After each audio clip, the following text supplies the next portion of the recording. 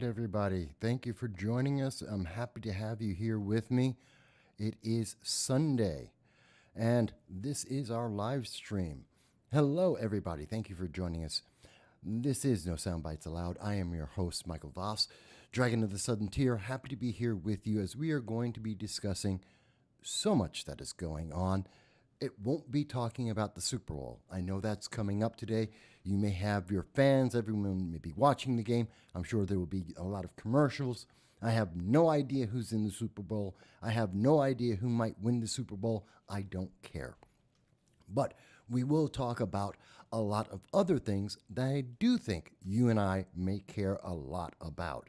And I'm looking forward to being able to do that with you, because there's so much that's affecting us and so much that is not being spoken about. I think it's interesting that everyone is completely absorbed by the idea of balloons. Yes, Dow. Dow's with us, and thank you for joining us. And like Dow, you too can call into the program or to leave a text in a tweet at 607-242-9247. Or go to YouTube, Facebook, and leave a chat there. Yes, Dow, today is the Super Bowl. That's going to be happening a little bit later today. And it's, circuses today. It's amazing that everyone's talking about either balloons or footballs, balloons and footballs. There's so much else that's happening right now, has nothing to do with balloons or footballs. The world is being affected by so much. And there are so few people actually talking about what's happening. And I think it's important. And I don't think talking about the balloons are the be-all, end-all, the biggest thing that we should be talking about right now. And maybe you think otherwise. Maybe you have a different opinion. That's okay. For those who are seeing this for the first time, on this program, every Sunday at 2:30 p.m., we reach out to hear what you have to say, what you think is important that's happening around the world affecting us all. And we look forward to hearing your tweets and your chats because we believe in the First Amendment. We believe in your right to speak from anywhere in the world. No matter what your government may believe, we want to hear what you think about the issues that are important. Whatever it is that's on your mind that you would really like to talk about. And we try and go through international and domestic news equally. So I'm going to be addressing a little bit of that. Now, I want to start off, of course. First of all, I do want to mention that if you have not had the chance, please do take an opportunity to look at our recent interview with Ian Camacho. He's with Look Ahead America. We were talking about the book American Gulag Chronicles. It will be coming out soon. And I do expect to be speaking with the authors of the book about the January 6th incident and the fallout from that and the way that it's changed our entire political system. The fact that we have individuals that many do call political prisoners in the United States and the way they're being treated and how it will treat you in the future. So I do want to hear that. Can I turn it up a little bit? Let me try. Let me see, Mike. Is that a little bit better? You may be able to hear it a little better now. Agent Black, who's over in the United Kingdom, thank you for being with us. I know you're 7 hours ahead. I do appreciate that. If you can't hear me, please let me know about the volume. I'll do my best to adjust that so that you can hear me a little bit better. Matter of fact, give me one more second. There, I also adjusted another output, so that should make the volume a little bit better for everybody to hear me. Okay, good. So I do advise, if you do have the opportunity, please take a moment to listen to the interview with Ian Camacho of Look Ahead America and our discussion about January 6th, the prisoners, and their current status, and the upcoming book, American Gulag Chronicles. I do look forward to being able to talk more about that. Good. I'm glad the volume is good. I want to do that. And by the way, for people who don't know, when you go 07, that's like a military salute, officer salute. So I know a lot of people don't know that. It's just like an internet shorthand. So let's start off. Let's talk about balloons. Let's talk about the balloons in China. There's a balloon in China. China just shot down a balloon. Or an unidentified flying object. I don't think it was a UFO. I truly do not believe any of these balloons were UFOs. But some people do believe that. Let me ask everyone out here. Do you think any of the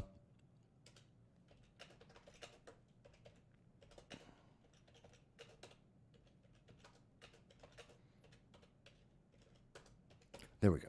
So, do you think any of the UFOs that have been recently shot down, what we have said are unidentified objects, many people are clear, they're balloons, but some people are saying they're aliens, that we have been shooting down aliens, and this has been an effort, some of these incidents have been efforts to distract the public from UFOs.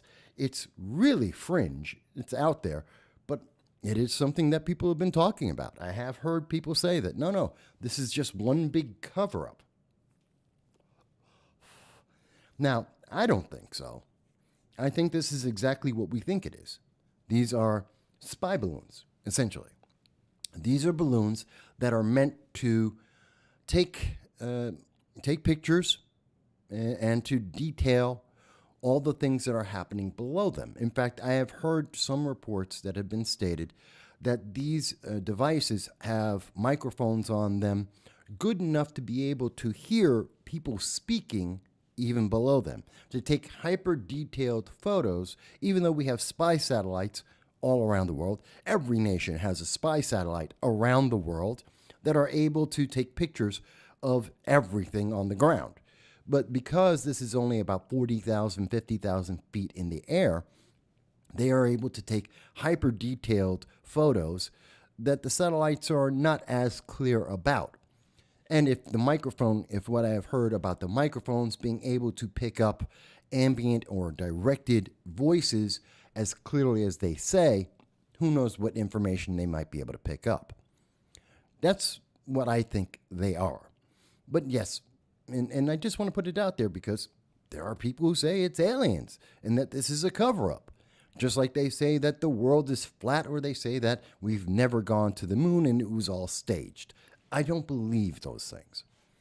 But I'm willing to hear people who say that they think that. I mean, if you think the world is flat, I'm willing to hear that discussion. I'm willing to hear people say that we did or did not land on the moon. This is all a conversation with you around the world. But I truly don't think that's the case. But I do find it interesting. And I do see Dow's mentioning he's betting on the aliens. He's laughing. Agent Black mentions that it's highly unlikely to be aliens, especially why now? It's a distraction. And that's my point. It's a distraction. This is something meant to take our minds away from other things. The question that should be asked is, what are we meant to be distracted from? What are the balloons distracting us about? And that's something I thought about all week long, and I was speaking about it on the Liberty First Foundation, their Friday night roundtable, where if we think about the balloon, it's a complete fiasco from beginning to end. I mean, for the first balloon to have been able to get over the United States, it means that our Alaska radar system completely failed, that the Canadian radar system completely failed, and then the balloon appeared over Montana. And then the Biden administration, knowing that the balloon was there, did not shoot it down when it was over Montana and some of the least populated states in the country as it traveled from the middle, the northwest, all the way through the middle of America until it reached the Atlantic Ocean, which is crazy. And it was allowed to do all of that. It was allowed to go across the nation and take the photos and listen to the conversations. And God knows what else it was able to do. That's a complete failure before we finally shot it down because they were trying to make sure it was not overpopulated areas. You could have shot it down in Montana. There's nothing but caribou out there. It would never have gotten there. Why didn't we shoot it down when it was over Canada? Now, these are questions I was asking earlier in the week, and I was pointing out how much of a failure this was to allow it to do what it did, because if it is a spy balloon, and we believe it is, then it achieved its mission. The first balloon achieved everything it was supposed to do. It actually took all the pictures and sent them over to China. But then we see what happened later this week. Over this weekend, 2 more, possibly 3 more balloons have been shot down. And we were notified because Alaska told them that they were coming, which means the first balloon, the U.S. government knew all about it. If Alaska was making us aware of the additional balloons, and we were able to shoot down those additional balloons because Alaska warned us about it, then the Biden administration knew about the first balloon, and it was allowed to spy on the American people. Now think about this. What if it was an EMP? See, that's my real concern. What if it was an EMP? Not just taking pictures, but it was meant to be an EMP, or an EMP comes as a follow-up. What if it was meant to put down a biological weapon? Chemical warfare. Balloons can do that. They have been used to do that before. Historically, they have been used to do that. There's my concern that they would allow this to happen. And perhaps the only reason why we're shooting down these subsequent balloons is because so much attention was put on the first one that was allowed to complete its mission. It means that it's an example of how the Biden administration has failed. There is no leadership. There is no plan. And there is no fear. China does not fear the things that they are doing, testing the United States. Now, I will get to what happened about the Chinese, the UFO, the object that the Chinese shot down. We should ask that question. But I want to go back to some of the comments that I see here. And I see Mike Bowie mentions, well, we are shooting down balloons over Canada now. And Dow mentions that the Canadians couldn't launch a barrel of syrup high enough to slow down the balloon. Agent Black mentions, why are we using $250,000 missiles and not a helicopter, gunner, aircraft, air-ground defenses? Let it deflate and recover it. Why use a missile? Because we, as Dow mentions, we have flat cannons, SAMs. We have a lot of things. Well, let's be clear. The device is at about 40,000 to 50,000 feet in the air. That does limit certain things. It's one of the reasons why the Canadian jets couldn't take it down, which is a really scary thought. I believe it's the Canadian CF-18 aircraft have a ceiling of 45,000 feet, if I am correct on the data. The U.S. aircraft, the F-22, flies at a ceiling reportedly of 65,000 feet. Now, let's be clear. The data on exactly how high a current military aircraft can fly is subject to obfuscation. Let's call it that. These planes can fly higher. I mean, the SR-71 Blackbird is said to only be able to fly at about 75,000 feet above in the air.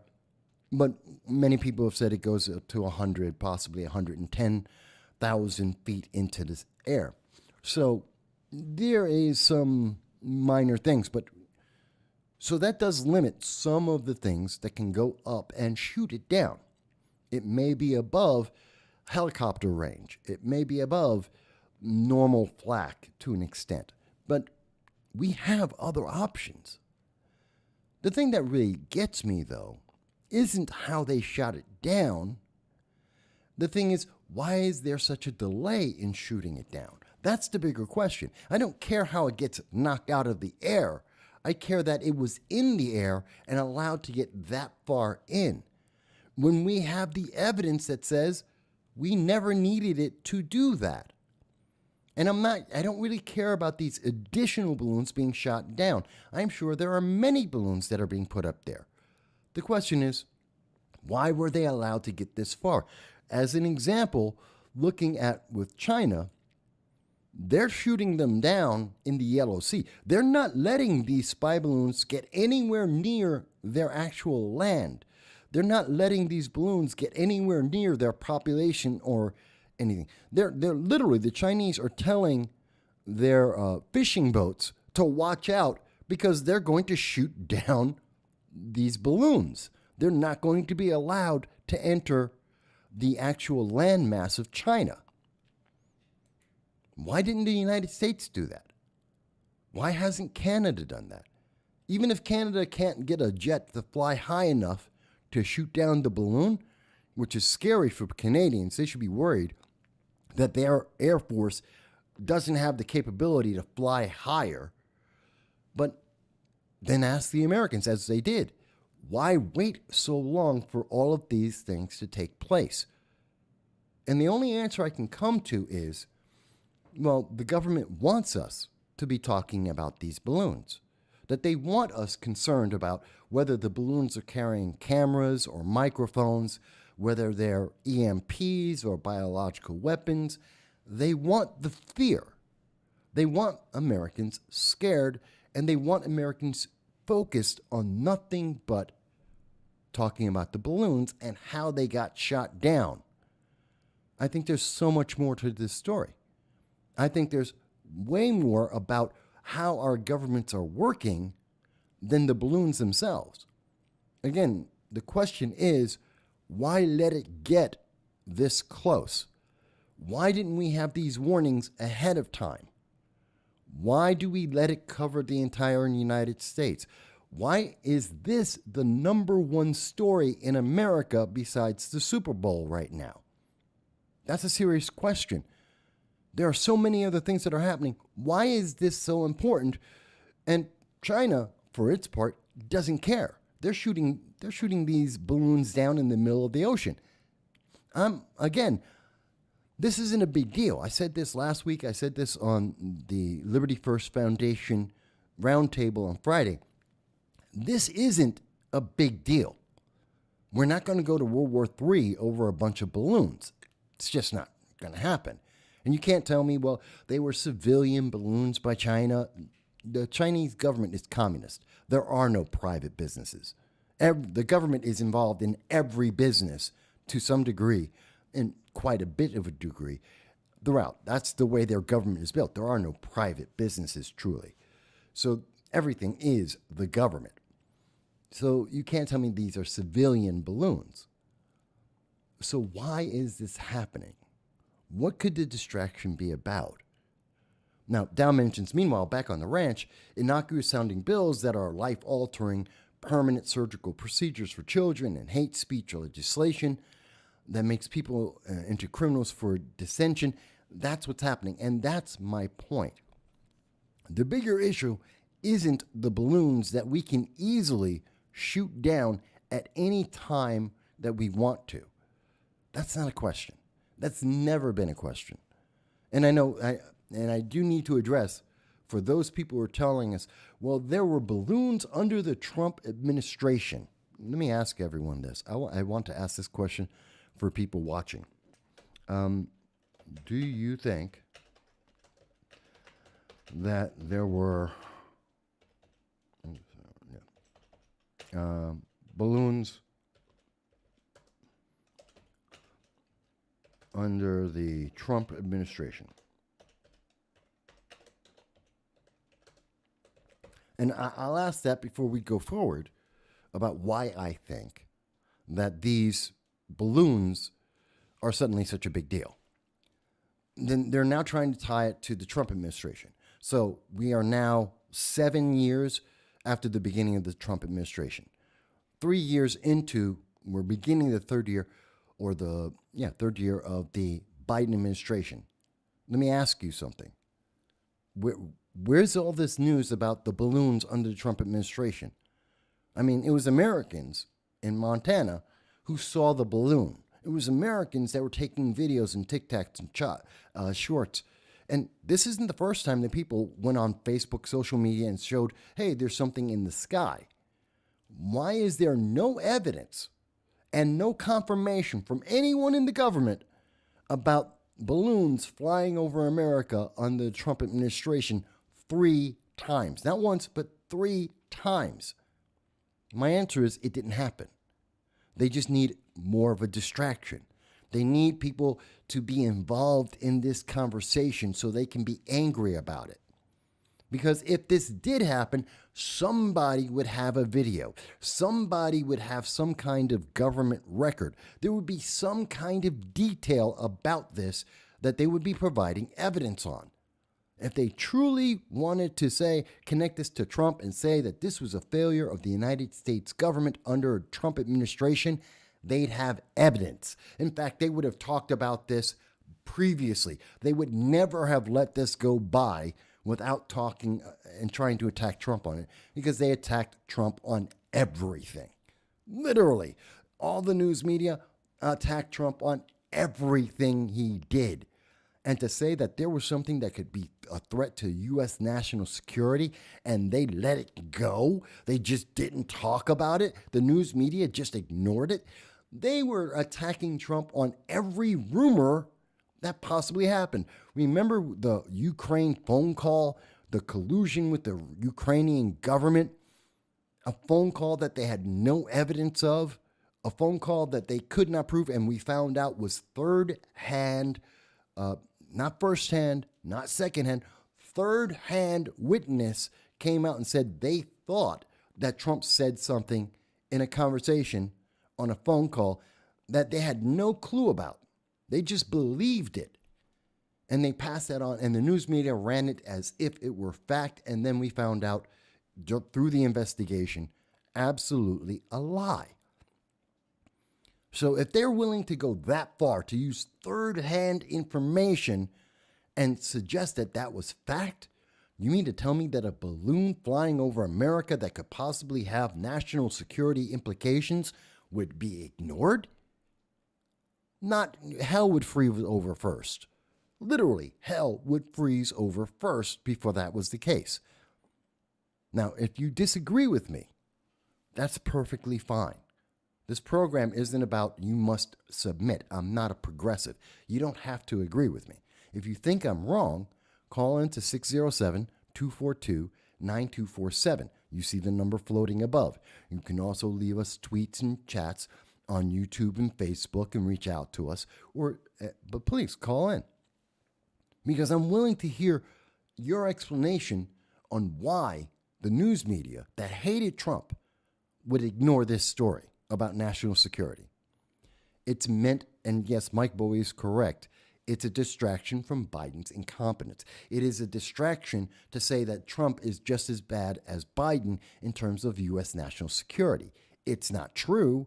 It's not realistic. There's no evidence, but they're targeting low information voters who will just believe anything they see in a headline without ever looking for confirmation, without ever paying attention. That's what they've been doing.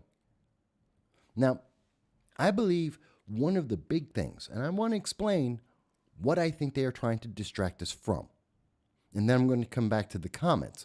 But I want you to understand what I think the distraction is all about, at least part of it.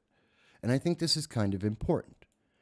And all the links for everything we discuss in the program after the show will be in the description so that you can see this for yourself and you can be informed and come to whatever conclusion you want. But from Politico on February 8th, put out this story. Notice we're not talking about international. We talk about international politics on this program, but the news media isn't. North Korea fired 90 missiles, 90, last year alone. That is more than any president in 4 years.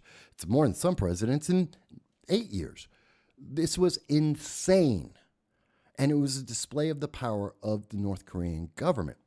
But it's even more important to understand that now it is being said, as we got evidence this week, that North Korea's military has 10 to 12 ICBMs, intercontinental ballistic missiles. And those missiles may have at least 4 warheads. They have more ICBMs in North Korea than the United States has the ability to shoot down. Let me say that again.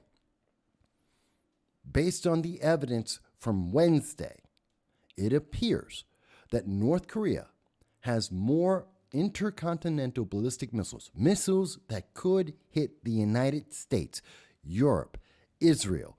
They have enough of these international missiles to be able to hit the United States. We cannot, potentially, could not shoot them all down.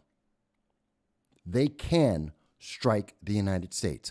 The U.S. nuclear deterrent no longer is effective with North Korea. That's important. Now, you may say, well, Mike, we have the same problem with China and Russia and all the nuclear powers. Yes, but this was something to stop North Korea, a rogue nation, a nation that doesn't play by the rules that everyone else plays by. They're only slightly more stable than Iran. And one of the things that has always, or at least we believe, has kept North Korea in check and made Japan and South Korea, the United States, Europe, made people feel safer is that, well, the United States has the ability to shoot down all the missiles they have, because we didn't think they had more than one or two, just a handful. And we had the ability to shoot them down before they would ever reach LA or New York or Kansas or Austin, Texas. We thought we could stop them.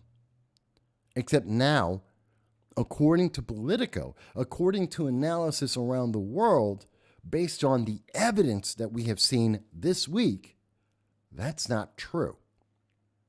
That's on top of the fact that we know that China is providing technology to North Korea, with giving them hypersonic missiles, missiles that we cannot shoot down. They're too fast.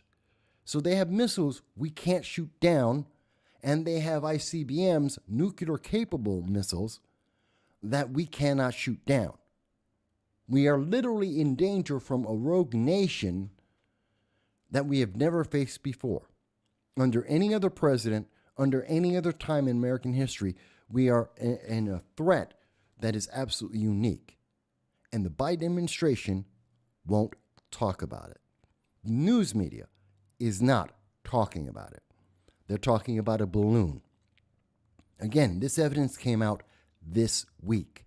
This week is when we started to see the evidence that North Korea can hurt the United States. They can hurt Japan and South Korea, our allies. They can reach them. They can hurt them. And we can't do anything about it. That's terrifying. But the major mainstream news media, yes, Politico put out the article. You didn't hear about that on MSNBC. You didn't see or hear that on CNN. You didn't hear ABC, CBS.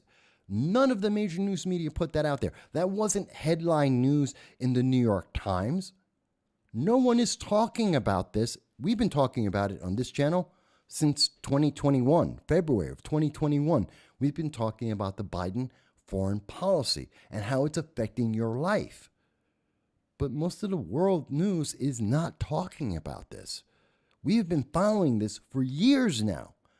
We have been warning people that we need to be very aware and very active in dealing with North Korea, because the threat is growing. And as missile after missile was being fired, threatening South Korea and Japan, we needed to be aware of this. We needed to be fearful of this.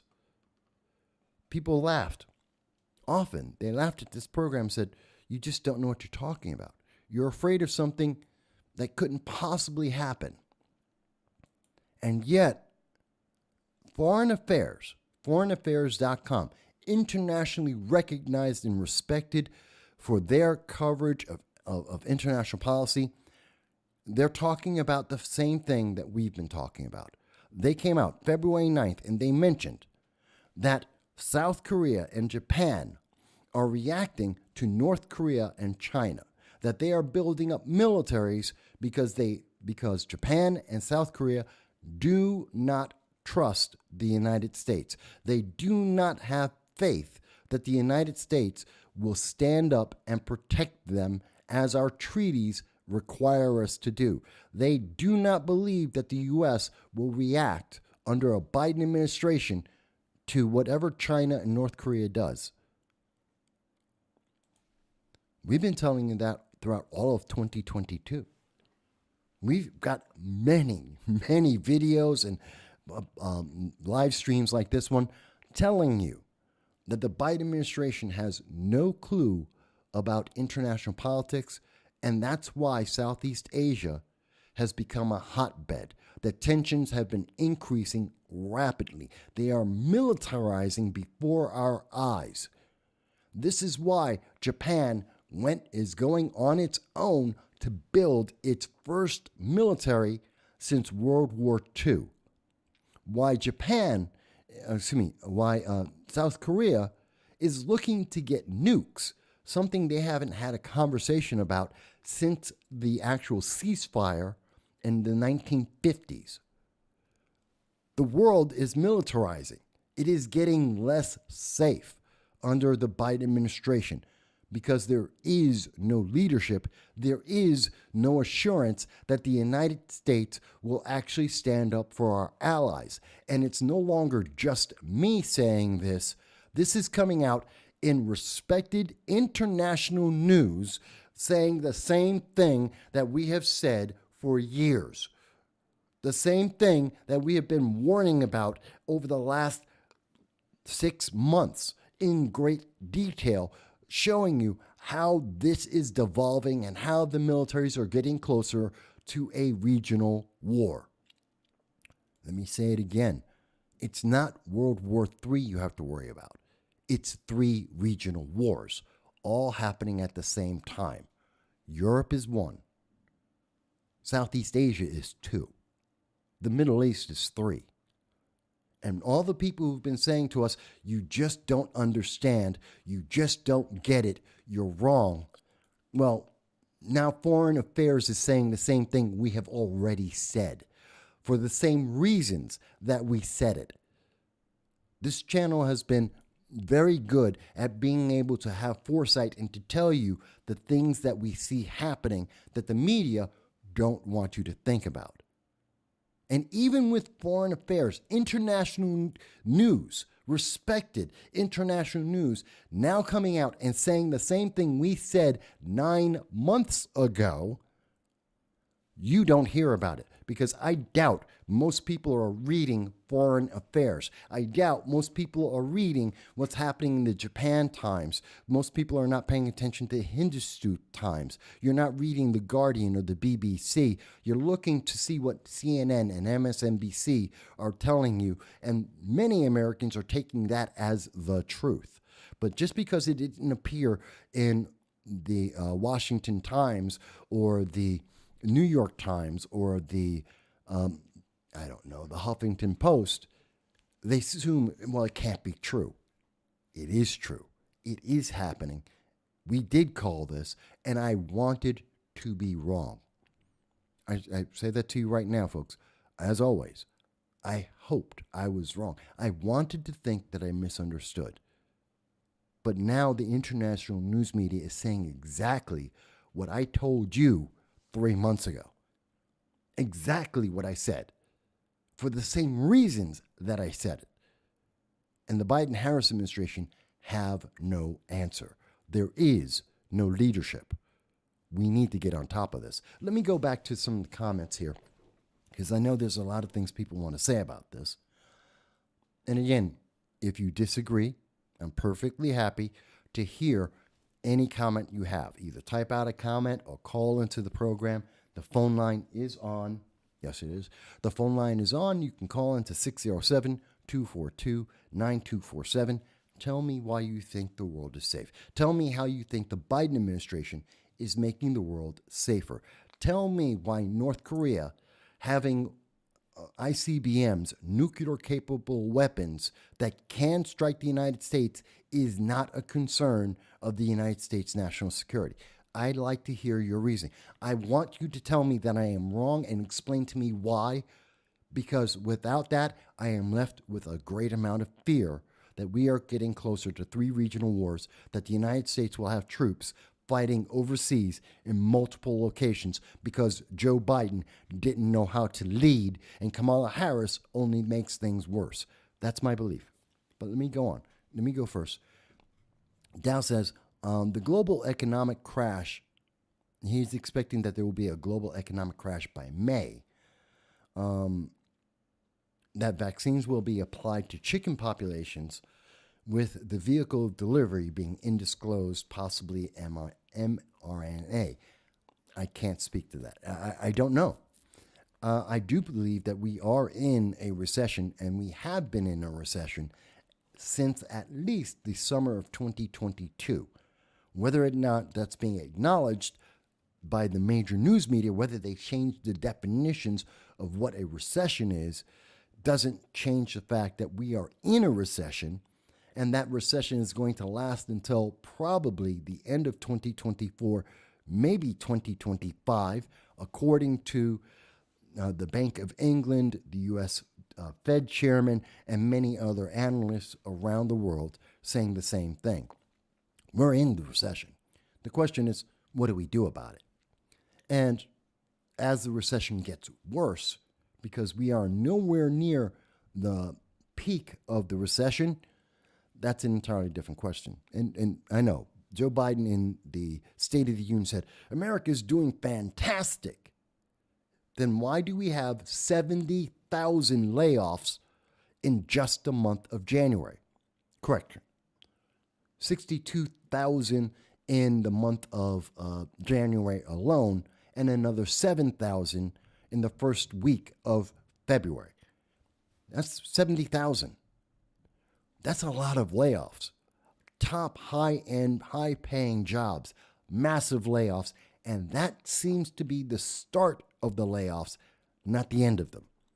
Joe Biden wants to talk about the unemployment rate being 3.4%. Yeah, but that's not the economy. And he only got there by not counting people as unemployed.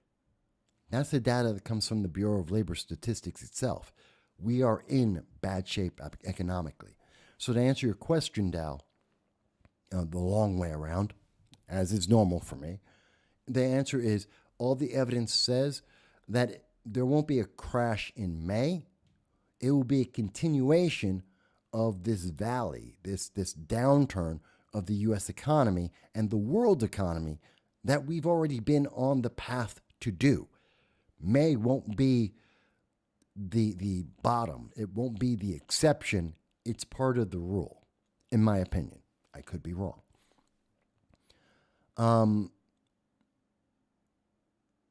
Let me go forward. Dow asked, domestically, you've been hearing, you have the hearings on government abuses and collusion with big tech. Globally, you're looking at proxy war failure and escalations in regional conflicts and allied abandonment.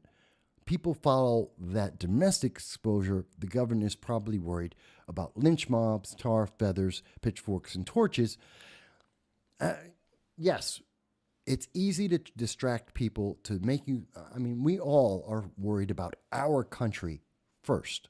That's normal. That's, you call it America First policy. You can call it a lot of things, but the fact is, it's just normal.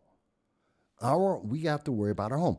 You may be worried about the crime in your city, but you're mostly concerned about the crime in your neighborhood, in the couple of blocks around your home first. Then you worry about the city, then you worry about the state, then you worry about the country, then you worry about the globe. That is absolutely normal. That is called an America First policy. It's a home country first problem. If you're like Agent Black in the UK, you're worried about crime in the UK. You're worried about what's happening in London, or your suburb of London as an example. And then you're worried about all of the United Kingdom and then the world. It's normal. Everyone does that. So that's why it's so easy to distract people by not talking about crime in your local area, but talking about how the economy's doing fantastic, jobs are great. Oh, look, there's a balloon. It distracts everyone. And that's what I think was happening right now, to the detriment of everyone on a global and local level. Because when I say we have to watch out for what's happening in North Korea, it's not just because of the ballistic missiles that now can reach the United States. It is possible for North Korea to drop a nuclear weapon on the United States based on the data this week. That is now a reality in the math of geopolitics that never existed before. You can be struck by a nuclear missile from North Korea anywhere in the United States. That is now a fact. That is a reality. What happens next? Because if they can drop one, they're not going to stop. They just fired 90 missiles in 1 year. They have a stockpile. They are building up. They are militarizing. I don't need to know. I don't need to see more missiles and ICBMs from North Korea. Japan knows it. They're building an army. South Korea knows it. They're building up their weapons. China knows it.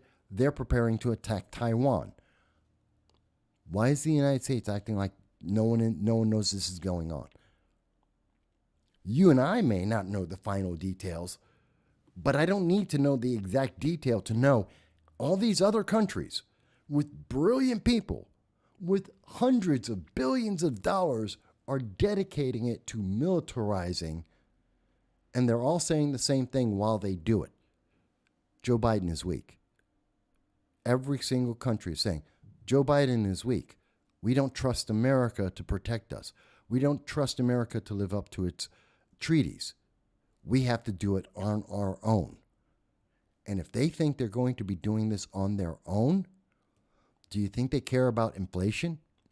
Do they think they care about whether or not the United States has a trade embargo, or there's a slowdown in our manufacturing coming from China, the very place they want to attack? Do you think they're going to be worried about what happens in your local community? Absolutely not. So you need to be aware. You need to make your politicians aware. Your elected officials in Congress, they have to be aware. They have to take action to reassure the rest of the world that we have a plan, that we have leadership, that we will take action, and not that we're going to wait until it's politically disadvantageous. See, that's what the balloon actually told the world. The fact that Joe Biden let the first balloon fly all the way across America to finish its mission before he shot it down, and that the only reason that we're shooting down these other balloons ahead of time is because of the bad press the first balloon got, that tells you what the rest of the world is seeing. Joe Biden doesn't actually have a plan, and he's only reacting to the political pressure on whether or not he's going to get reelected. He's not doing it because he's a strong leader. He's doing it because he's getting bad polling results. And if he's worried about the polling, about whether or not he'll get elected, and he's not worried about the actual underlying cause and threat to America, then you can make more and more threats against America. America is weak. And that means our allies are terrified.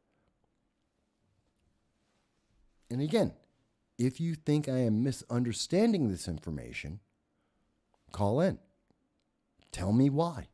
Send me a tweet, a chat right now. Let's have this conversation.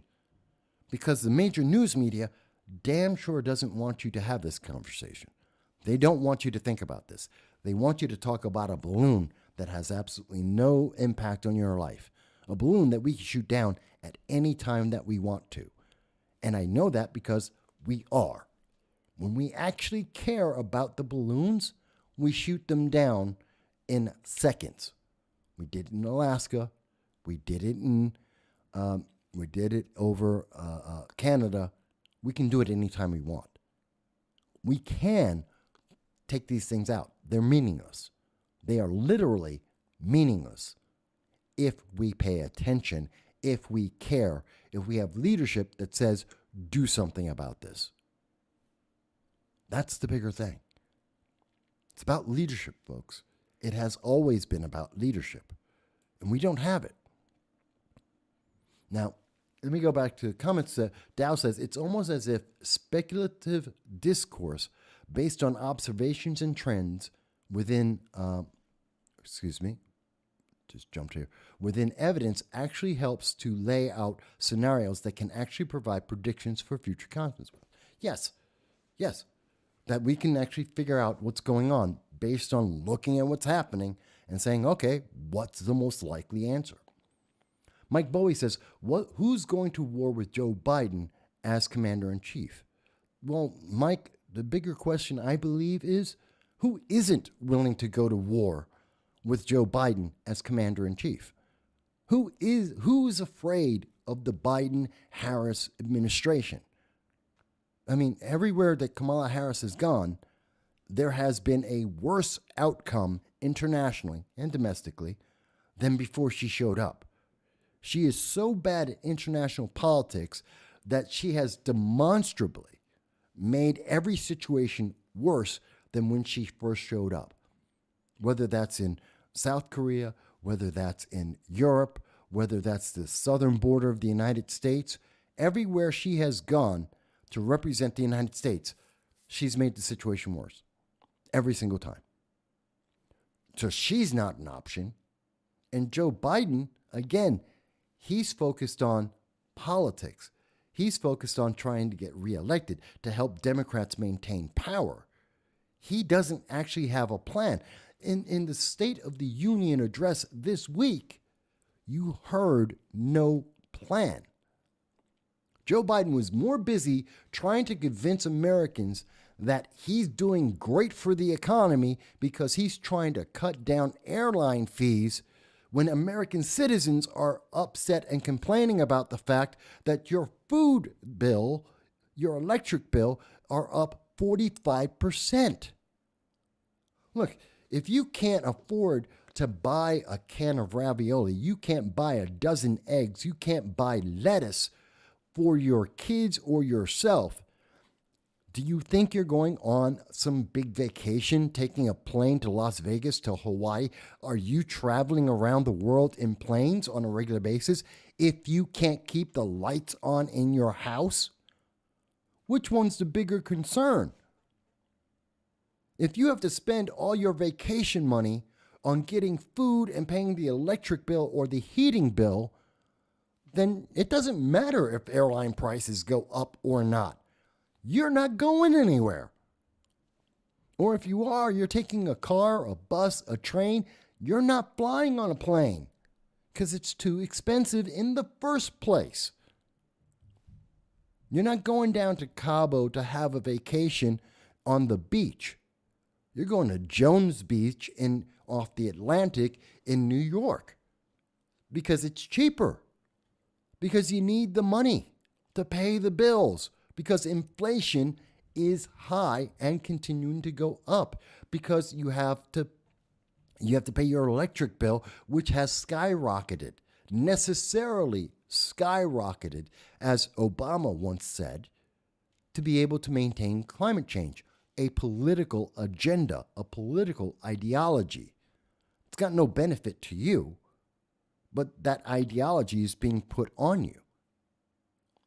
So, to answer your question again, Mike, who would go to war with Joe Biden as commander-in-chief? Everyone. Who wouldn't? And at the moment, Russia has done it. They're doing it in Ukraine in a proxy war. China has threatened and guaranteed that they're going to do it in terms of Taiwan.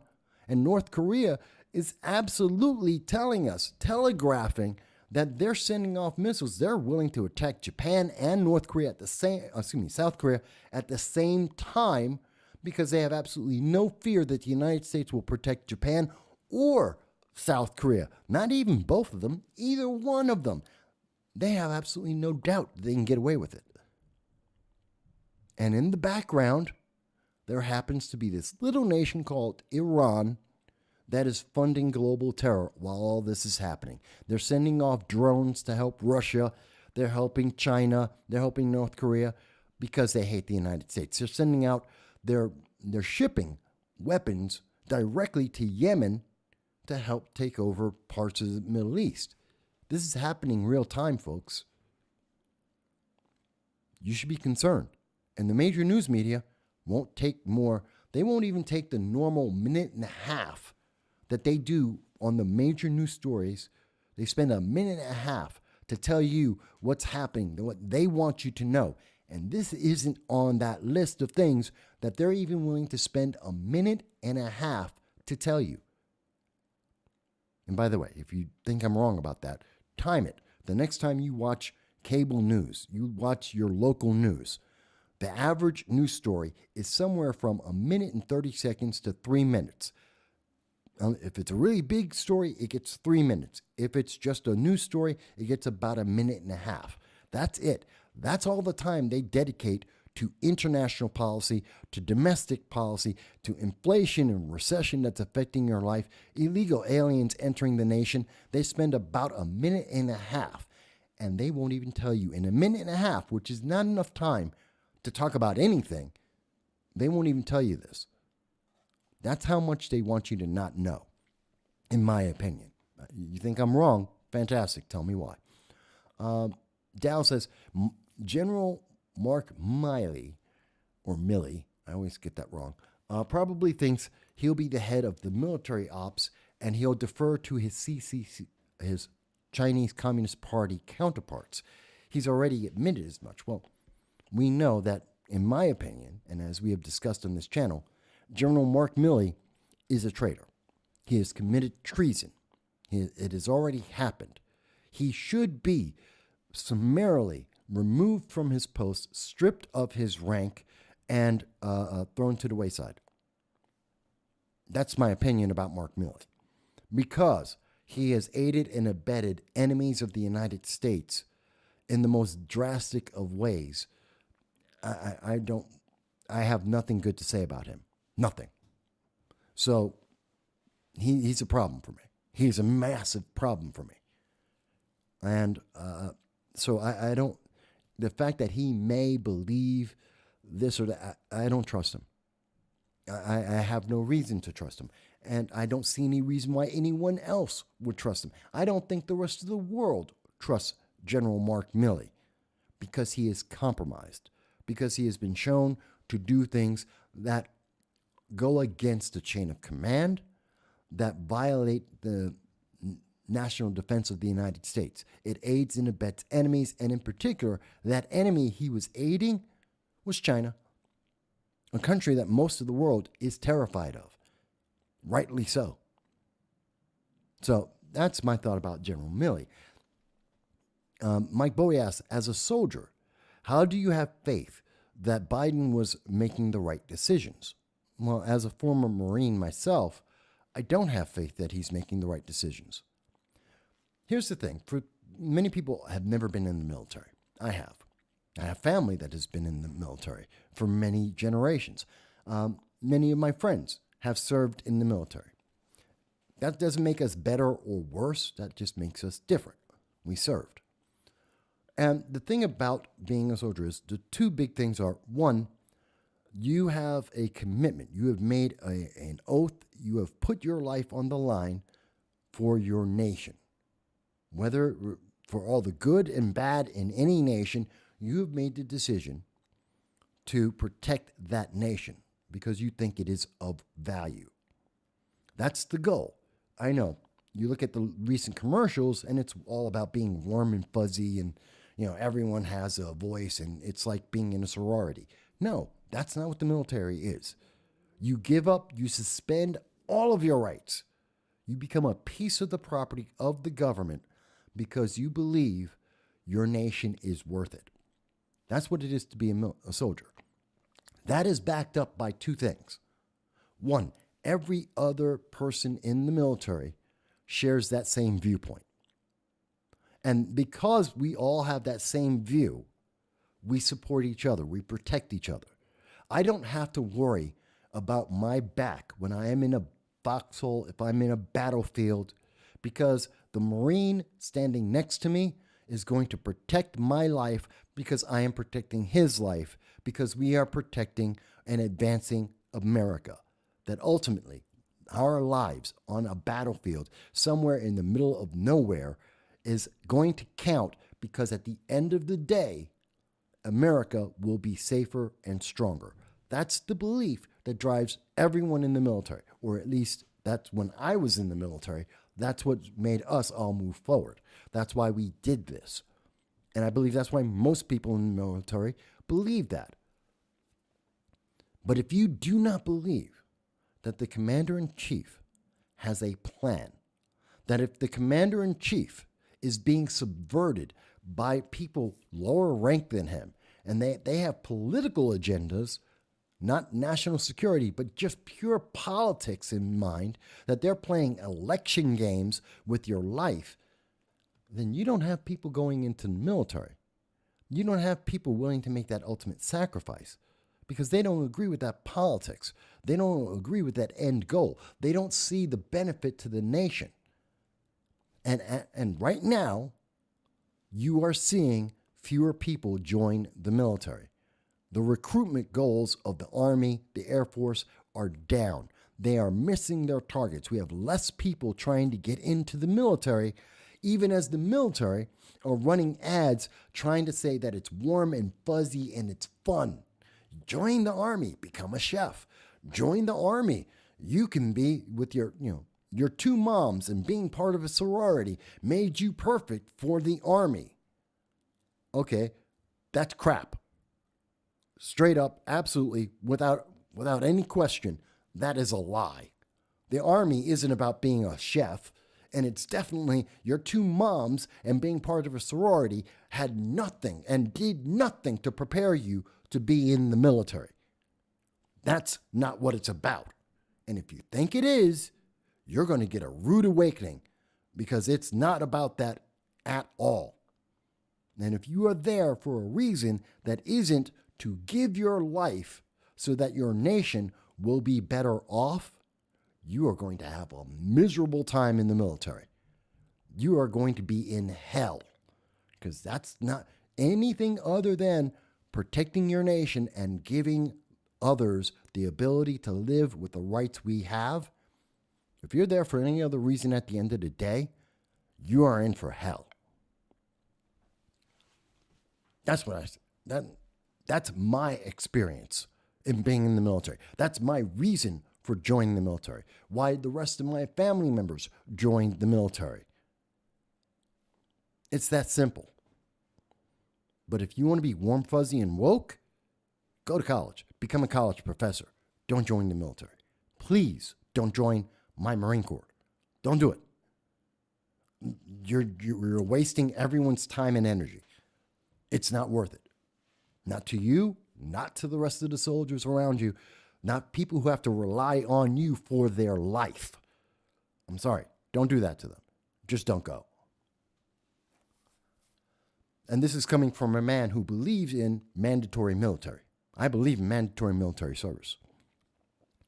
But if you're going in with that mentality, it's going to be a mess. So, and I see several people agree with me about Mark Milley and that he is compromised. And that people are noticing that reenlistment is just going down, down, down. Agent Black, even in the United Kingdom, mentions that warm, fuzzy, and woke is not a good message for the military. The same problem, Agent Black, is happening in the United Kingdom. I know that.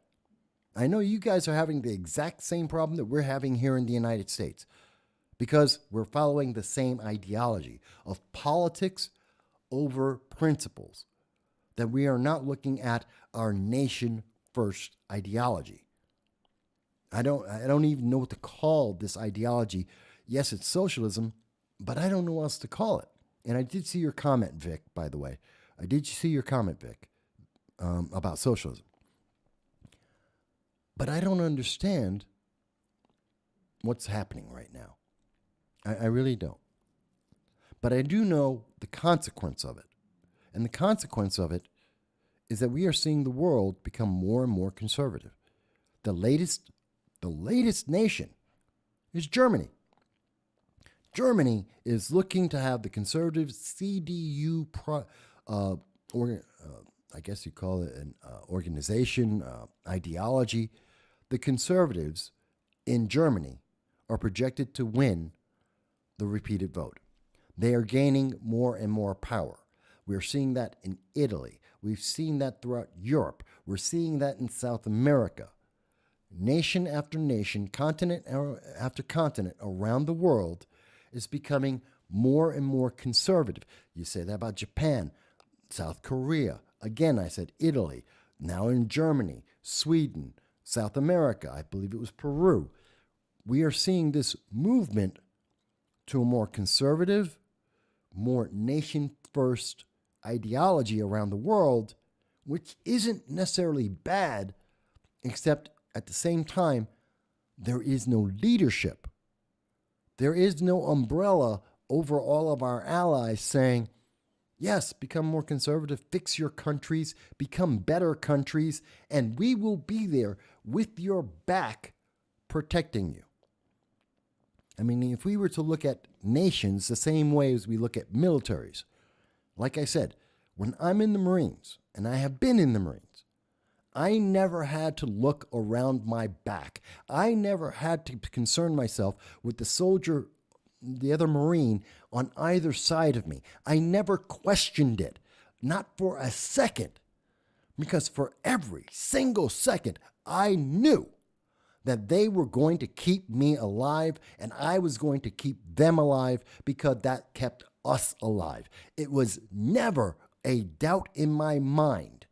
They had the same experiences as I did. We were there for the same reason. And I knew that they would live and die to make sure that I stayed alive because they knew without doubt in their heart that I was doing the exact same thing. We were going to keep ourselves alive and get the job done because at the end of the day, that made America better. That's a nation-first ideology. Nothing wrong with it. Same thing in the United Kingdom, in Germany, Japan, even in Russia, China. Every nation should have that ideology, and their militaries should have those ideologies. Except right now, Japan, South Korea, the United Kingdom, Germany, much of South America, nations around the world don't think America is actually there to protect their back. That the United States under Biden administration, under an Obama administration, under a progressive ideology, they're not there to protect anyone, not even themselves. You can't be on that battle line. You cannot be under fire and constantly worried about what that person next to you, the guy who's protecting your back, you can't be there wondering about whether or not they're going to do the right thing, that they're going to get their job done. You can't do that and fight the enemy. You will lose. This goes back to Sun Tzu. For those who read, and I believe that everyone should read Sun Tzu, Art of War. It has many applications in life. It's not just about fighting wars. It's about living a life. It's about business. There's many applications to it. I advise everyone, read The Art of War. And part of that is, as an example, an extension of that, in The Art of War, it often says, and I don't remember the exact quote this second, but you can't fight a war on multiple sides, especially when you don't know your enemy. You're being flanked. You cannot fight effectively that way. You will lose. And under the Biden administration, the evidence that I am showing you is saying we're losing. And the rest of the world is saying this progressive thing isn't working. Even as Joe Biden is trying to push it forward, even as Democrats, Hakeem Jeffries in the Congress are trying to push more and more Americans into socialism and progressivism, the rest of the world is saying it's not working. We're stopping that. We should be paying attention to this. It's important. And I don't think anybody who's been in the military, who has actually served, will dispute what I've said so far about the military, military service, the reasons for military service, the bigger picture of military service. I don't think anyone will ever disagree with that. Agent Black in the UK says the British soldiers, the UK soldiers, currently could not fight their way out of a wet paper bag. The training and goals have gone to the toilet.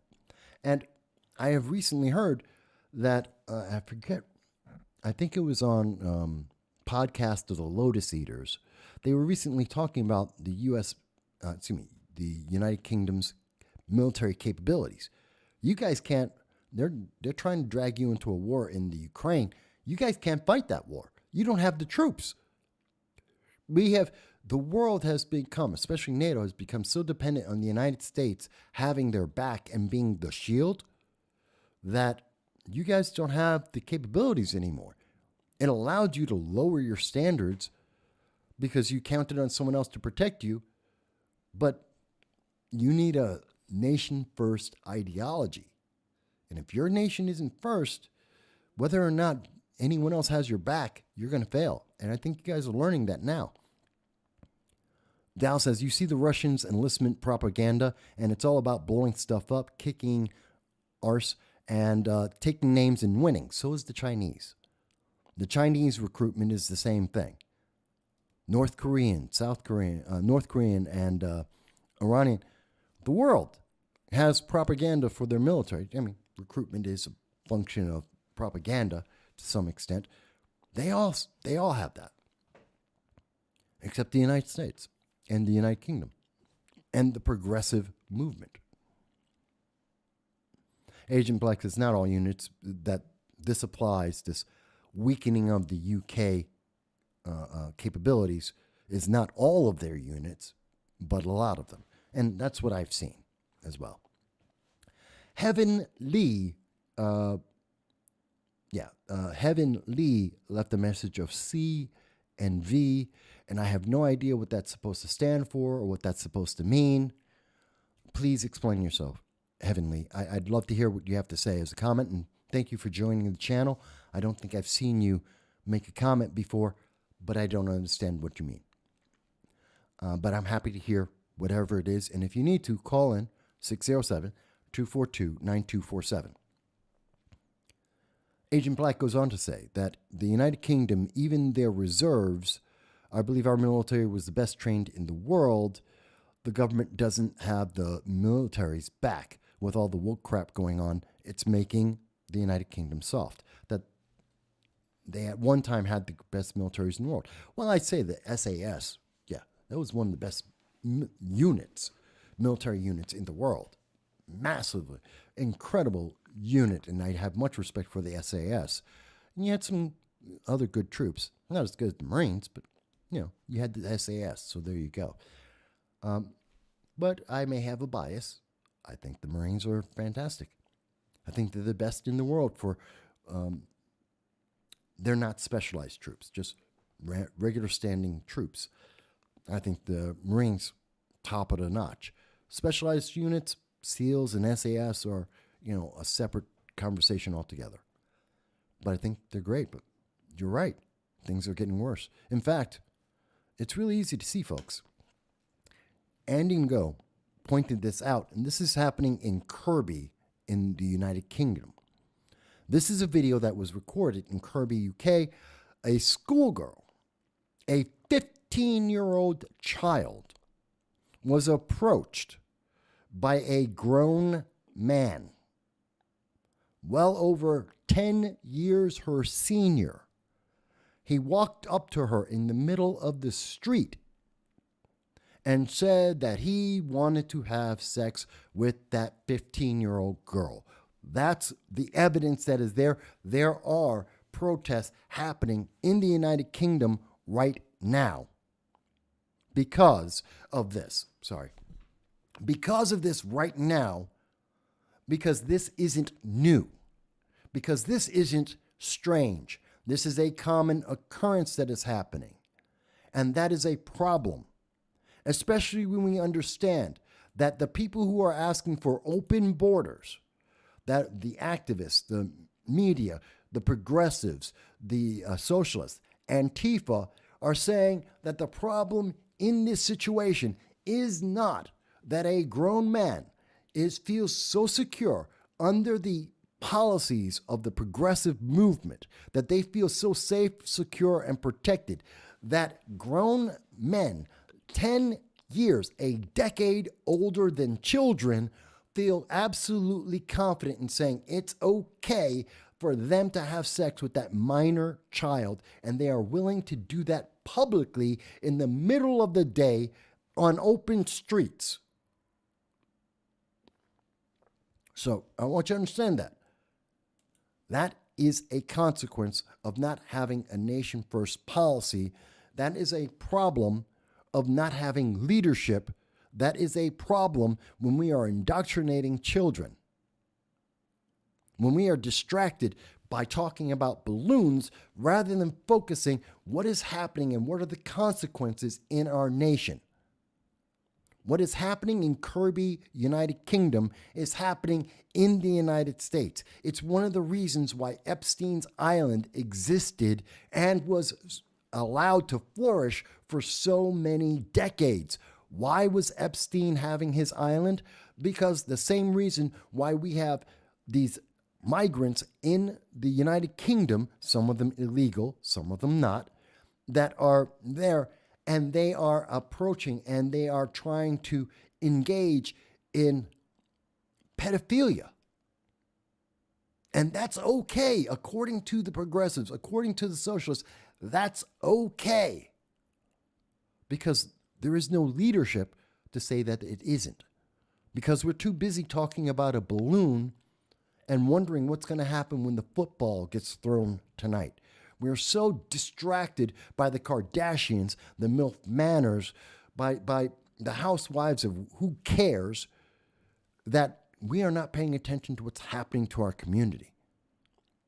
Around the world, everywhere that the socialist progressive ideology has taken hold, this is the result. And our allies, who are absolutely dependent on us having a laser focus and having their back, like Japan, like South Korea, and Germany, they are so dependent on us to be laser focused so that they don't have to worry, will you be there? They know you're there. And now they have this problem saying, these guys are distracted. They're so distracted, they have so little leadership that pedophiles are running around the streets openly going after children, and they're okay with this. How in the world am I supposed to be confident that that person's going to protect me in the middle of a war zone? It's seriously, folks, you have to think about it in these terms. You have to understand how this is having an impact and how it comes back to you. I know there are Americans who will tell me, Mike, I don't care about pedophiles in the United Kingdom. You should be, because the pedophiles in the United Kingdom are mirroring the pedophiles in the United States. That the fact that the progressive movement is protecting these people, like groups like Antifa and BLM and intersectionality, that they are protecting these individuals. And that's why it's happening in the UK. It's also why it's happening in the United States. And it's such a distraction. It is such a weakening of our will and our focus and our leadership that rogue nations, as well as other nations, are taking advantage of it. And that's why the world is getting more militant, more militarized, more aggressive, and we're so much closer to 3 regional wars. Not World War III. I say this every time I mention this. It is not World War III. It is 3 regional wars, and that is worse. If it were only World War III, we would be focused and it would be something we could handle. It's one enemy, one type of enemy. That's not what we're in. This isn't World War II. Give up that ideology. This is the modern day. We are looking at 3 regional wars with 3 separate goals, with 4 separate ideologies that are happening all at the same time. And we need a focused leadership to deal with that, with a plan to deal with that. And the big dog in the house doesn't have leadership or a plan. That should terrify people. Agent Black says that don't mess with Scoozers. I think that's how it's pronounced. Scoozers. Mad riots are going on. Scoozers, as I understand, and thank you for asking the question, Mike, because I would have asked too, are people from Liverpool, where the riots are happening right now. And riots, again, because of this act of pedophilia that's going on openly. Dow says, I'd rather think that rather than mandatory military service, there should be encouragement for ex-military to run civilian local militias and physical training. There would be plenty of volunteers for that. I think we need a mandatory military because we need discipline. We need people to understand discipline and to understand the consequences of their actions, to think beyond what they're told to do and to understand how does that impact them and everyone else. And I think military service provides that discipline and that ability to think on the big picture as well as the small picture. Doesn't work for everyone, but I think it would work for more than a few. Agent Black continues with this thought about what's happening in the UK and the riots that are happening there. It's worse than that. There's migrants exposing themselves and worse. You know, there's a problem with the migrant issue. It's a big issue. It isn't a little thing. I mean, even here in the United States, we currently have the migrant issue with, remember all the Afghan refugees? 70,000 people that were brought into the United States about 18, 19 months ago, that these individuals were brought in en masse, and we have no idea who they are. We have about 20,000 of the 70,000 people that we brought into the United States from Afghanistan. When we ran away, when Joe Biden ordered us to run as fast as possible out of Afghanistan, when Joe Biden lifted up the Taliban and made them an international power, when he gave them a military, weapons and all, money and all, we took in 70,000 refugees. Approximately 50,000 of these people, we have no idea who they are. It is now 19 months after the fact, and we still don't know who they are. And at this point, we have to make a decision about, are we going to keep them in America, or are we going to send them somewhere, possibly back to Afghanistan? It's a big question. It's a big deal. If we send them back to Afghanistan, many of these people are going to die. But the question is, do we want them here? Because some of those Afghans, and we have covered the stories, are doing the same thing that we're seeing that has happened in the United Kingdom. That isn't a new incident. It's happened in the United States as well.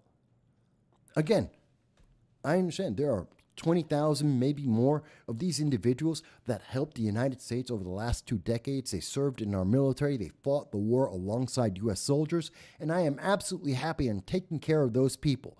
We asked them to help us, to put their lives on the line. And I understand that it's perfectly right to say, hey, here's the reward. We're going to take care of you. I get that. I'm not against that. I am against 50,000 some odd people that I don't know who they are. I don't know that they were trying to help Americans. I don't know that they were in favor of the American policies. I don't know if they're traitors and, well, not traitors, that they're Taliban or sympathizers with ISIS and Al-Qaeda, and that they just slipped in with the big crowd and that they're here to affect America. We know for a fact that some of the Afghan refugees have been found. When we did do the vetting, when we did find out who some of these people were, we have found people who are potentially terrorists, that have negative views of America, that would be willing to attack American citizens, and we kicked them out of the country. But that was a handful of people. We've got 50,000 we have no idea about. And we're being told by the Biden-Harris administration, by Democrats, don't worry about it. Let them all stay. We want them in America. They should stay in America. We should make them citizens. We just don't know who they are. But it doesn't matter. Well, that is an open border policy. That is yet another extension of open border policy. Just let everyone in. The bad guys, the good guys, everyone. They're all the same. Let them all into the country. Let them do whatever they want. And by the way, these very same Democrats that are pushing the Afghan refugee program, the Afghan Adjustment Act, that are letting them come in blanket, are also going to take your tax dollars and pay for them. The good guys and the bad guys. The bad guys who are doing things just like what they did in the United Kingdom. Is that everyone? Is that every Afghan refugee? Absolutely not. Is that every illegal alien? Absolutely not. But it's more than a few. And we have to look at the reality. Not out of context. Not like we're being myopic here. Let's be realistic. I didn't say every migrant is some pedophile running around the streets, but some of them are. Some of those illegal aliens are committing crimes. They are going out as pedophiles. They are attacking our people. That is happening. Telling me you don't like that language because you don't like that thought, that reality, does not change the fact that it is real and it is happening and we have to do something about it. Telling me that I can't say that isn't making anyone safe. Not putting that news on the social media, putting it in the news media and having the stories talking about it isn't making you safer. It just makes you blind in one eye to the crime that is happening and the people who are being hurt. We have to be responsible. Just like we have to be responsible with the Afghan refugees to make sure that we're taking care of the people who we promised to take care of, who we put in harm's way. I'm all for taking care of those Afghan refugees. I'm not in favor of taking care of everyone all the time, everywhere, just because some progressive has a feeling. I'm sorry. No, we don't have that obligation, and it's not my responsibility. If you think I am wrong, tell me why. Don't tell me you think I'm ugly. Don't tell me you think I'm Hitler born again. I want to hear why. Why are these progressive policies, this lack of leadership, this lack of focus, why is that in our advantage? Why should we take in 50,000 people we know nothing about? Why should my taxes, your taxes, be put to taking care of these people we know nothing about, who do not share our values, that may or may not want to destroy our country? Why should I pay for that? Why should that happen? Don't tell me you don't like the way I say it. Tell me why it's better to allow them in than not. You don't have to like my wording. It's English. I have an opinion. I'm an individual. I can say it the way I want to say it. You can say it the way you want to say it. You don't have to like the wording. The facts do not change based on your feelings about the way the facts are described. I know, I get passionate. And for those who've never seen me before, on the program before, let me be very, very clear. I'm not telling you to believe what I believe. I'm not telling you that you are obligated to do what I say. I'm not a progressive. I'm not a Democrat. I don't require that. You don't have to believe and do what I say because I'm black or because I'm Hispanic or because I'm a man. No. You need to make your own mind up. Yes, I am passionate about the views that I have because of the information that I have before me and understanding the consequences of the things that are happening and have happened in the past. That's why we do long-form political commentary. That's why we look at the details. We look at what led to the situation today so that we can better understand how the things that we're doing now are going to impact the future. That is important. Do not be thrown off by my passion, nor my knowledge. I know some people will say, I wish I could talk to you, Mike, but I don't know enough. That's not a requirement. Tell me what you understand. Tell me what you think about these issues, or something else that you think is important to talk about. You tell, because you may have an insight I don't have, or anyone else may not have. Don't just wait for some government official or some left-wing news media with a political ideology, an objective, an agenda. Don't wait for them to tell you what they think. Don't wait for them to tell you what you're supposed to think. Make your own mind up and tell me about it. Agent Black mentions that part of the problem, especially with these open border policies, is that many countries around the world don't have the same ideologies. They don't have the same viewpoints, the same culture as we do.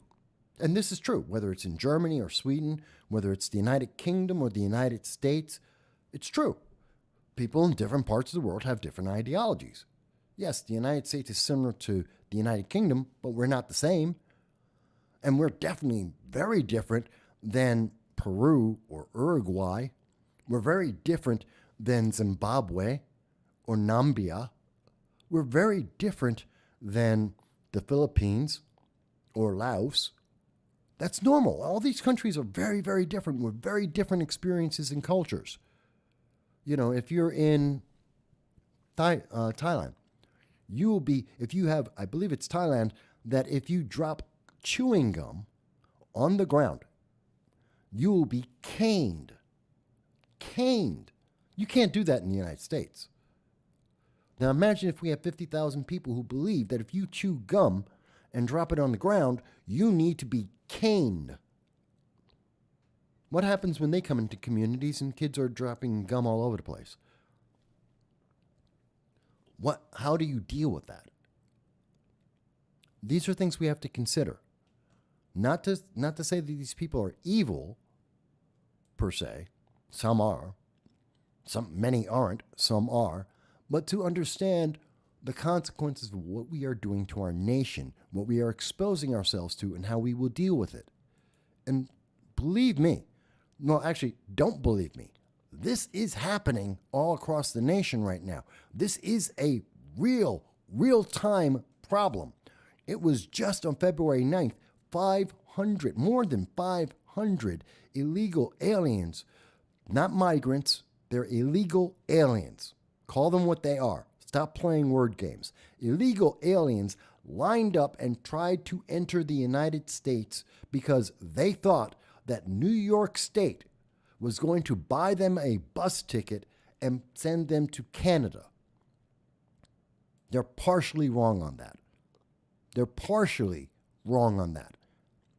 New York State is buying tickets for illegal aliens and sending them to Canada. That is happening. That is a fact. But they're not doing it for all illegal aliens.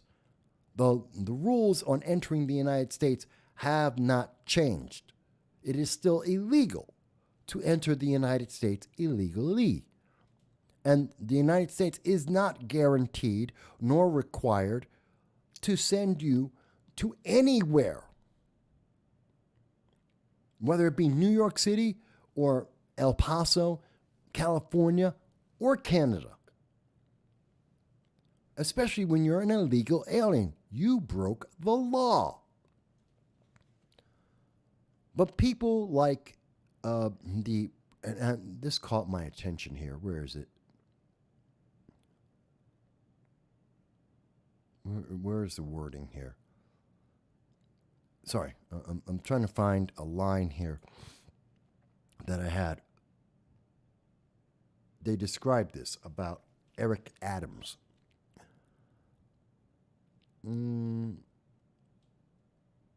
They describe him, and I'm not seeing the line now. Let's see. Buses to Canada have been laid on from New York by charity organizations as the city struggles to deal with some 40,000 illegal aliens, they're not migrants, who have been bused there by Texas Governor Greg Abbott. And remember, busing people is absolutely evil. It is evil to bus people to New York City.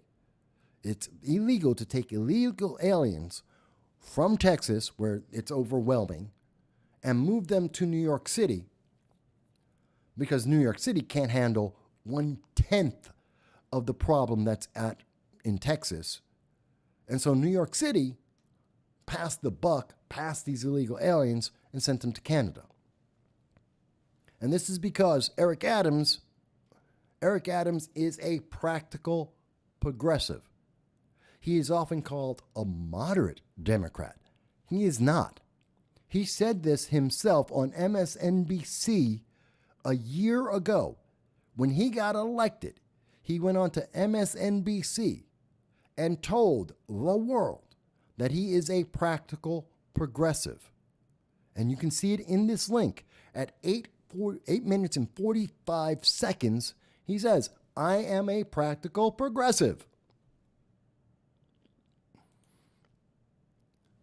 So understand that this leadership, this progressive ideology, this move towards socialism, is having a direct impact on every single person. And according to a YouGov poll that just came out this week, 60% of people who become more progressive, who are changing their political views, are being taught by their schools, the colleges, the high schools. They're being taught to be progressive. Take that poll as you will. Dow says, homogeneity. Oh God, I can't say that word today. Homogeneous is the key. Uniquely America's and the United Kingdom to an extent, homogeneity is not ethnically based. It is largely ideological, based on principles of individual liberty. And for the censors, I didn't say homosexuality. I said homogeneity. Homogeneity. I don't know. Maybe it's my teeth today. I can't speak properly. So the clash comes with ethnicities that have cultural traditions and ideologies that are the antithesis of those principles of liberty. But we see that. Like I said, it's about the caning that we see.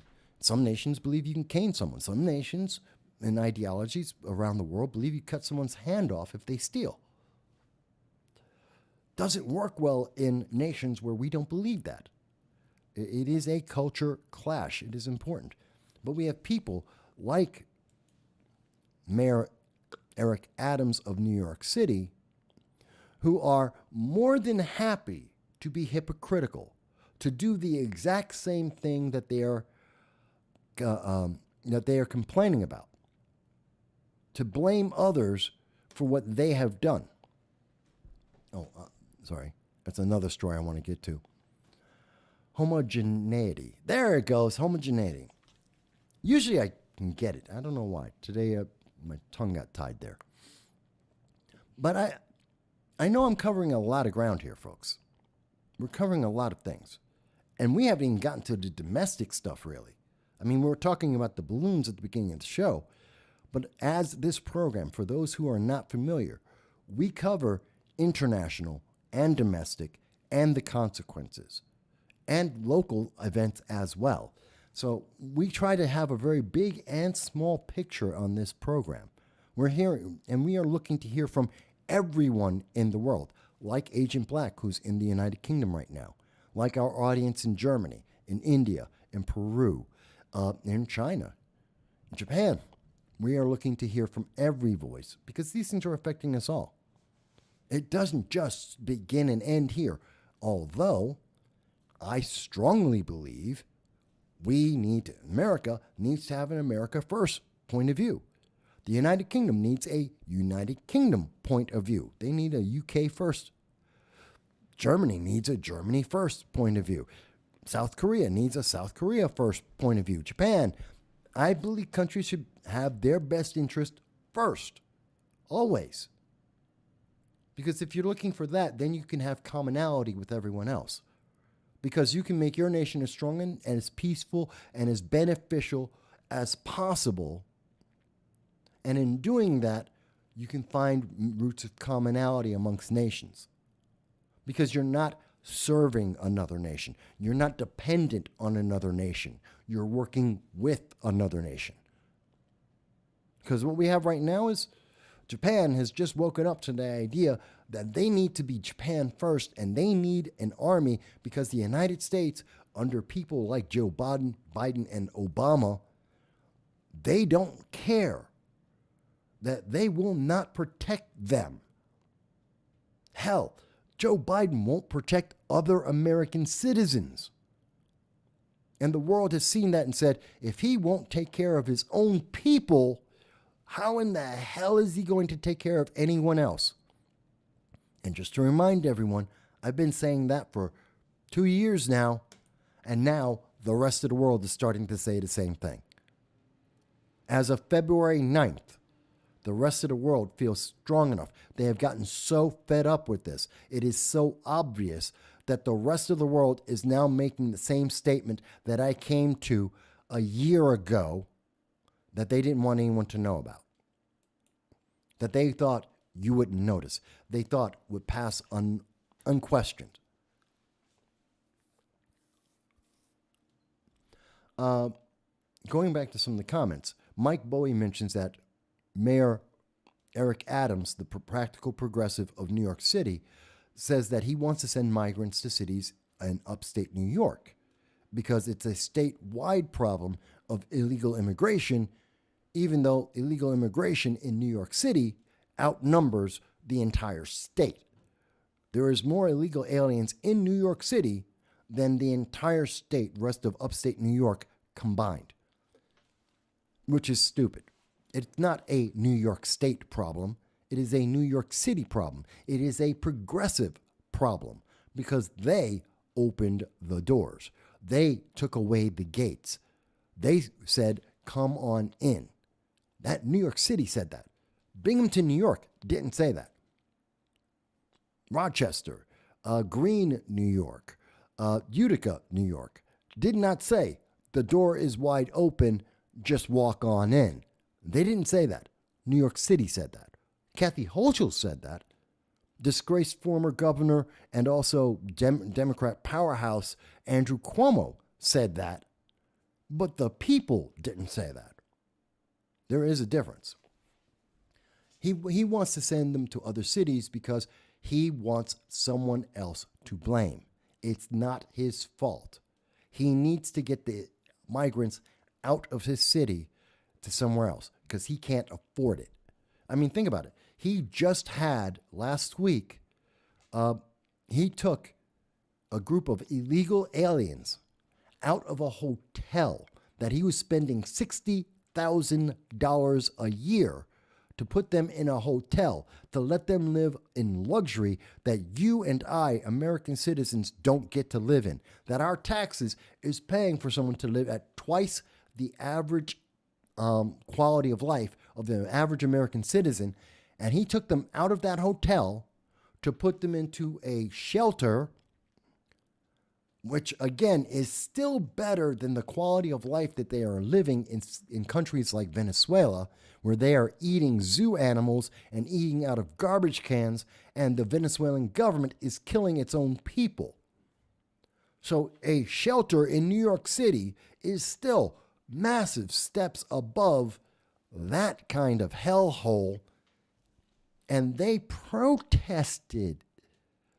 The illegal aliens, the criminals that broke our law, that are in New York City, that are living at twice the quality of life of you and me, protested when they got a downgrade from living in hotels to living in a shelter while still getting paid all kinds of, all of our tax money, even though they broke our laws, which is still a massive increase in the quality of life that they had in Venezuela, where they're dying of measles and mumps. That is a fact.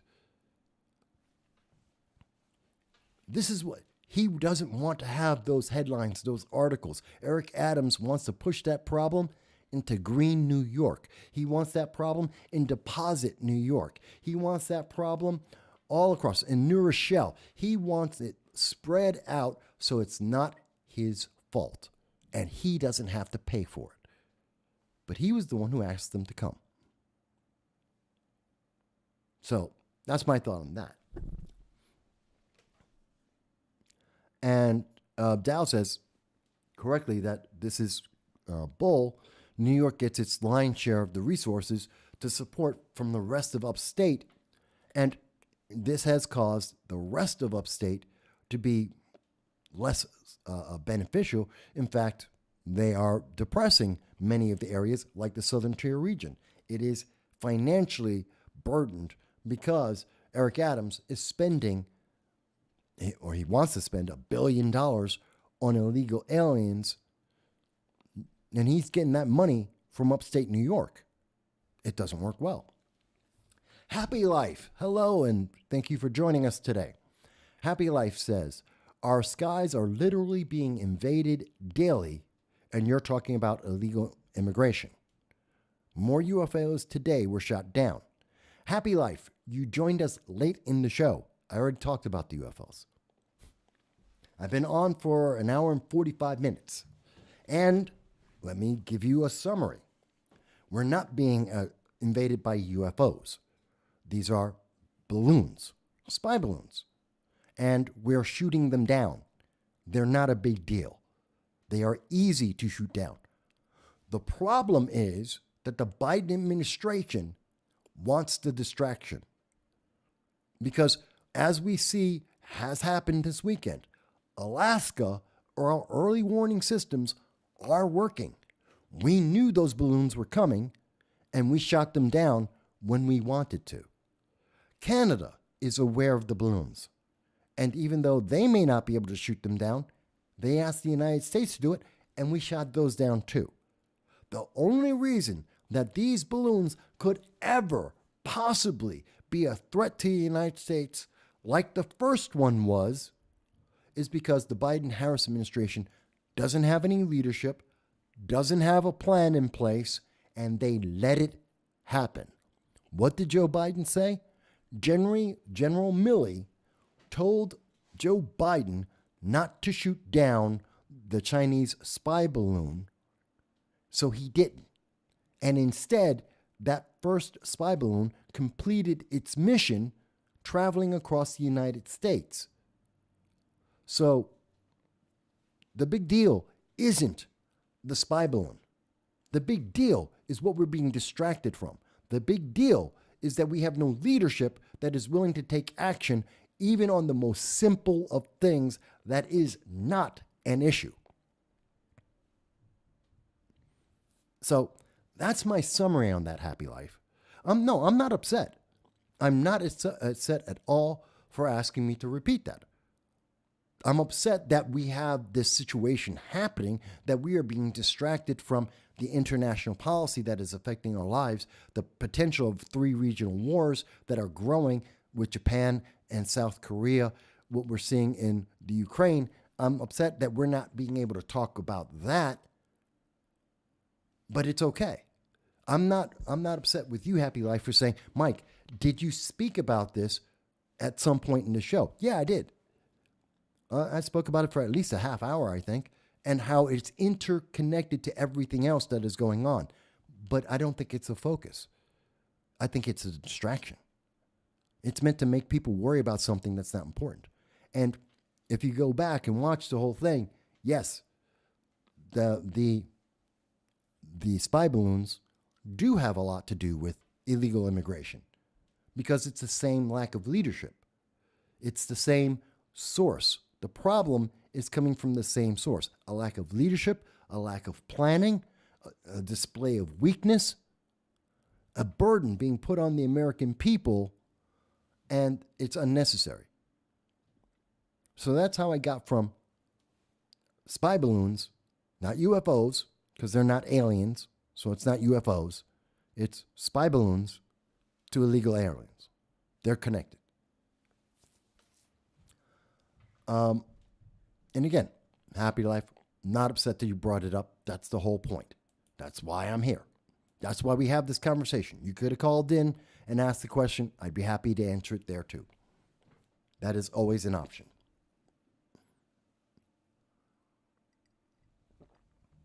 Hang on a moment, folks. So, Happy Life asks, why don't we have spy balloons at the border? And the answer is we do. The Canadian border. Are you thinking about the southern border? See, let's be very clear. And that's another trick of the wording. We do have spy balloons at the border. The northern border, the border that less people pay attention to, that tends to be less populated than the southern border, because the northern border is colder. So there's less people, and there's less people paying attention, and there's a lot more woods. It's less developed. So that's happening. But in terms of the southern border, why don't we have spy balloons there? Well, actually, there are. As was stated, immediately after the first balloon last week, matter of fact, it was last Sunday, on the live stream, we were talking about it at about this same time.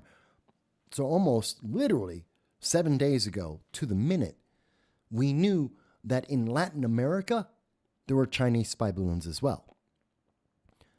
But the reason why you don't see them at the Mexico border itself, it's the jet stream.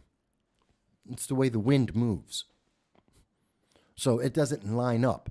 Just like when we had the one balloon that went into Montana and it came out in North Carolina. It dipped down and across America. It isn't like it just goes straight across. So even if you put it at San Antonio, it wouldn't actually wind up coming out in Houston or Austin. It's actually going to be, or Dallas, excuse me. I think that's Dallas there. That's right next to the water. Or no, San Antonio. It wouldn't land there. It would actually come out in about Central America.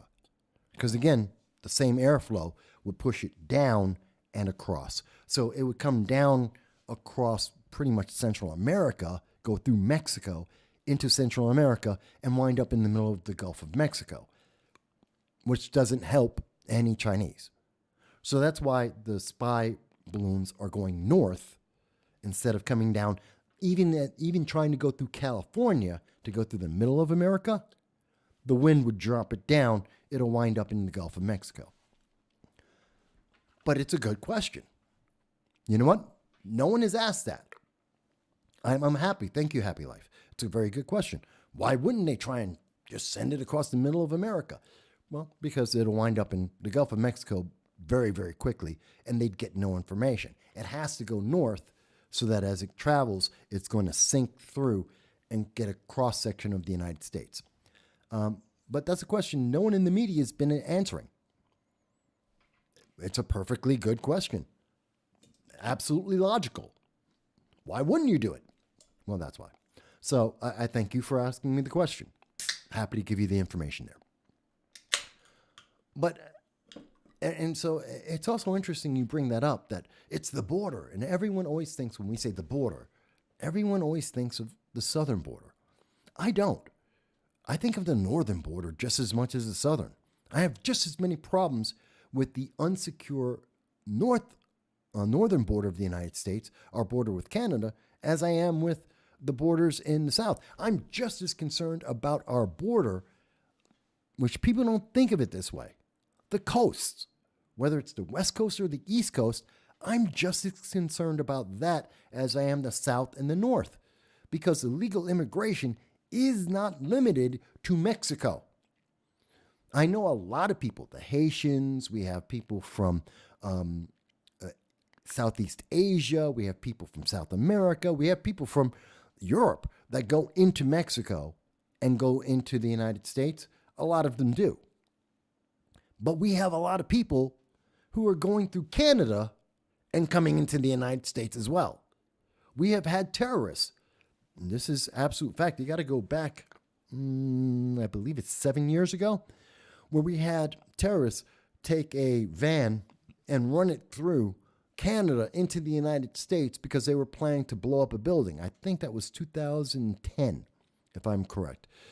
It's been a while. I covered the story at the time, and we had the U.S. military was tracking down the van, and we finally did catch them. I believe it was three terrorists in the van looking to blow up property, and they came through the north. I'm always concerned about the north. I'm concerned about the coast.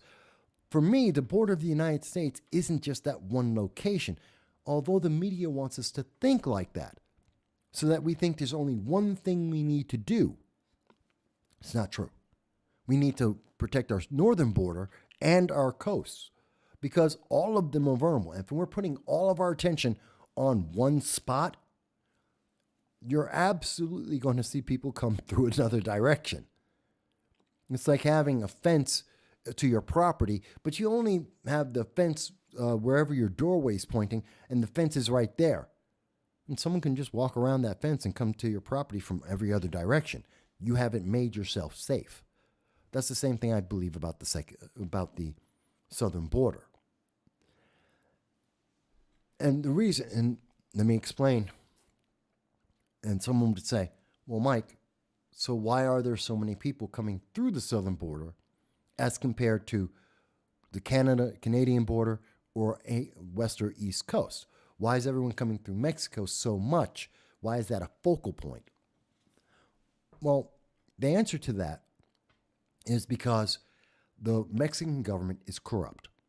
This is the honest answer. This is the truth. People don't think about this. No one talks about this. The reason why so many people go through the southern border instead of through Canada, and to an extent, Canada is easier to enter into the United States than Mexico. There's less people paying attention. We have way more wooded lands. There's so much, they have more states that are very unpopulated for the most part. It's a lot easier to a certain extent to come through the north than it is the south. So why is everyone coming through the south? Because Canada isn't as corrupt as Mexico. And even though Justin Trudeau is a horrible, let me say it again, he is a horrible prime minister for Canada. He's a horrible leader. Man loves the dictatorial nature of China. He wants to emulate some of the great dictators of the world. He's got a lot of troubles. That man is bad news. But Mexico is massively corrupt. And because of that corruption, it is far easier to enter into Mexico illegally and enter the United States illegally. There is a whole industry that has been built up in Mexico to get people into the United States that doesn't exist to the same degree in Canada, because Mexico is more corrupt. You have more gangs, more thieves, more criminals that have built up systems of criminality and corruption, including bribery, that allows them the ways and means to enter the United States. That's why the southern border is so important, but yet it is not the only factor that we should be paying attention to. Because you get the poor illegal aliens coming through the south. You get richer illegal aliens coming through the north. And the ones coming through the north could be more of a danger than the ones coming through the south, in my opinion. Because the people coming through the north have more money, more influence, and may have the more technical know-how to be able to cause more damage than the guys who have the only option of coming through the south. That's one thing to think about. In addition, the guys coming through the south, they're being filtered by that criminal network. That corruption is going to self-limit. They don't want a bunch of terrorists. They try and keep as few terrorists getting into the United States through the southern border as possible, Because if we suddenly have a wave of illegal aliens coming through the southern border, then all their crime, all their corruption, all their criminal networks will get hit along with the United States going absolutely ape over those terrorists. And so they don't want that. It brings too much daylight on them. It will cause them loss of money. So you have smarter, more dangerous terrorists coming through the north or both of the coasts. It's something people don't think about. And I think it's important. So that's just me. Excuse me. So, let's see. Where did I leave off? Okay. So Agent Black says,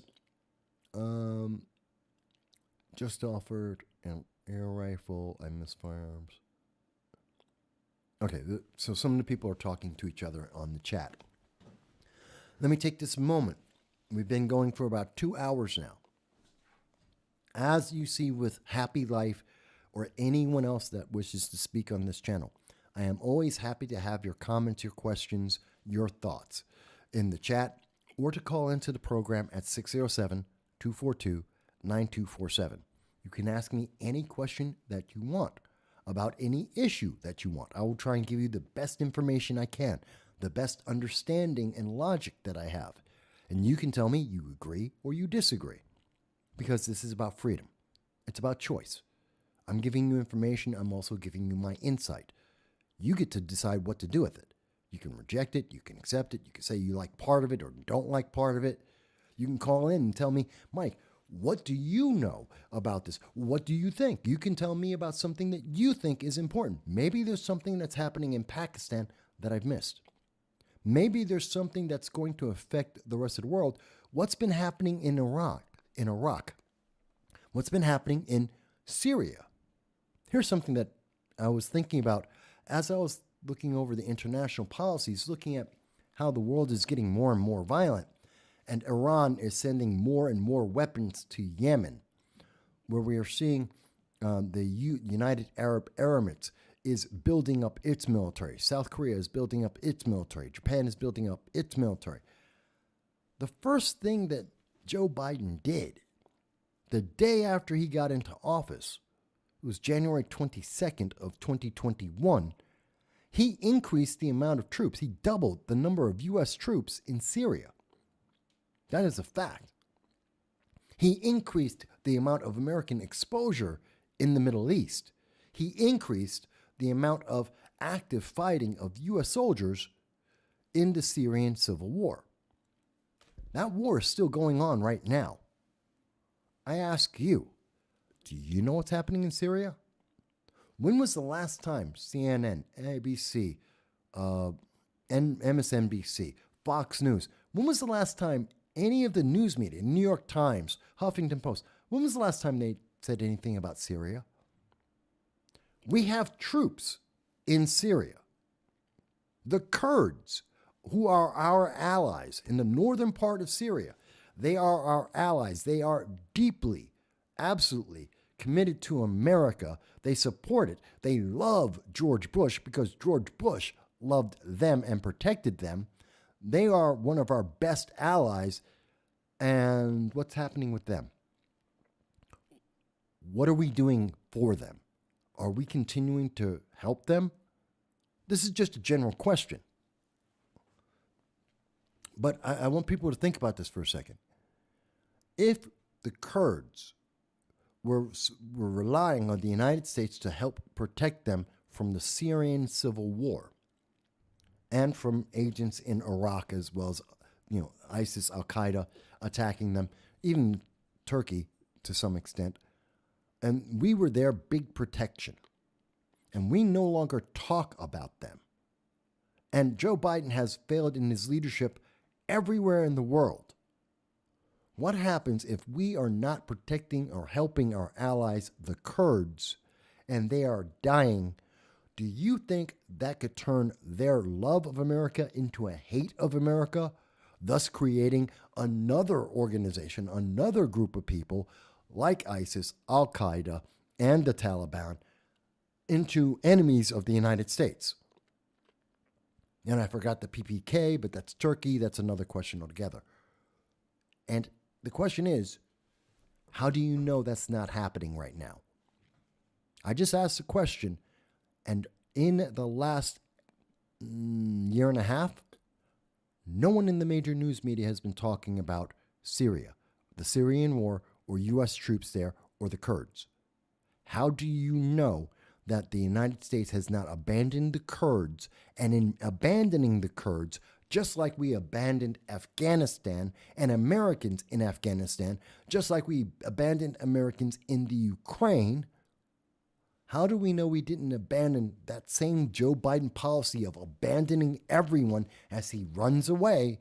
How do we know we didn't abandon the Kurds? And if we did, that's yet another group in the Middle East that would want to kill America. Isn't that a terrifying thought? And no one in the news media wants you to know the answer to that. No one in the news media, international news media, wants you to know about it, because I couldn't find any accurate news. I was looking, couldn't find it. That's kind of terrifying. Dow says, many thoughts the pullout leaving the Kurds on to their own devices drew huge criticism of the Trump administration. He didn't actually, the Trump administration reduced our exposure with the Kurds. It's not that he abandoned them. He didn't keep increasing. The Bush administration was increasing our support of the Kurds. Basically, Trump flatlined that support. It wasn't an increasing support, and he was slowly withdrawing it, as he was withdrawing from most of the Middle East. But they weren't abandoned. We still were supporting them. They still had the ability to call in U.S. support. The question is, do they now? I can't find any information. To my knowledge, the Biden administration has completely abandoned them. That's a problem. It's a problem, one, because I don't know, and two, because of the consequences of that if that happened. Dow says the Kurds, though, were always hoping that American help would give them backing they needed to establish a proper Kurdistan with recognized borders. Yes, that is exactly what they wanted. Something that the United States could have done and chose not to. But where are they now? And why don't we know? And maybe it's just I haven't had enough time to research it fully enough, but that's a troubling question for me.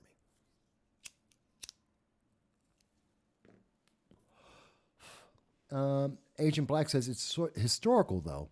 These wars have been ongoing for 2,000 years or more in some cases. Absolutely, you're correct. We can't end them, and I think that's part of perhaps the ideology behind U.S. policy, that we're never going to end this unless we were to be absolutely dictatorial and just come in like we saw with Saddam Hussein, like we saw with Muammar Gaddafi, to come in like we see with Iran.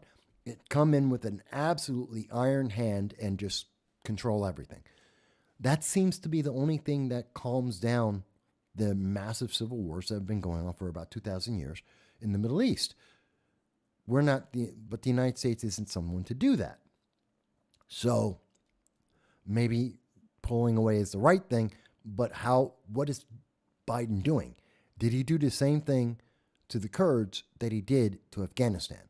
Because what he did to Afghanistan obviously has not had a good outcome. Why won't the media tell us so we can evaluate it? And the answer to that is because they want us to talk about a balloon. Because the news media wants us to talk about a bloody balloon, and they don't want us to talk about things like, hey, 2 New Jersey council members were shot last week. 2 Republican members of government were shot last week in New Jersey. Do you notice the difference in that statement? 2 Republican members of government were shot last week in New Jersey. That is important. That is critically important. The reason why that's a big deal is in part because New Jersey has promised the people of New Jersey, like the people of New York, like the people of California, Illinois, they have been promised that they are safe. They were told that by getting rid of all of the guns, by restricting the Second Amendment rights, by blindly obeying the government, they're going to be protected. And they're not. And the news media, when confronted with the fact that politicians, members of government, are being killed, they're not talking about it. Do you remember how much news was made about Steve Scalise being shot because it was on a baseball field? Do you remember Giffords, Representative Giffords being shot, and how much news that got? Why is no one talking about the New Jersey members of government that got shot? The big difference? What's the difference between Giffords and what happened in New Jersey? Oh, I know. They're Republicans. They're black Republicans. Black Republicans were shot. But there aren't supposed to be black Republicans. Black Republicans don't exist according to the major mainstream news media. Maybe I'm wrong, but I don't think I am.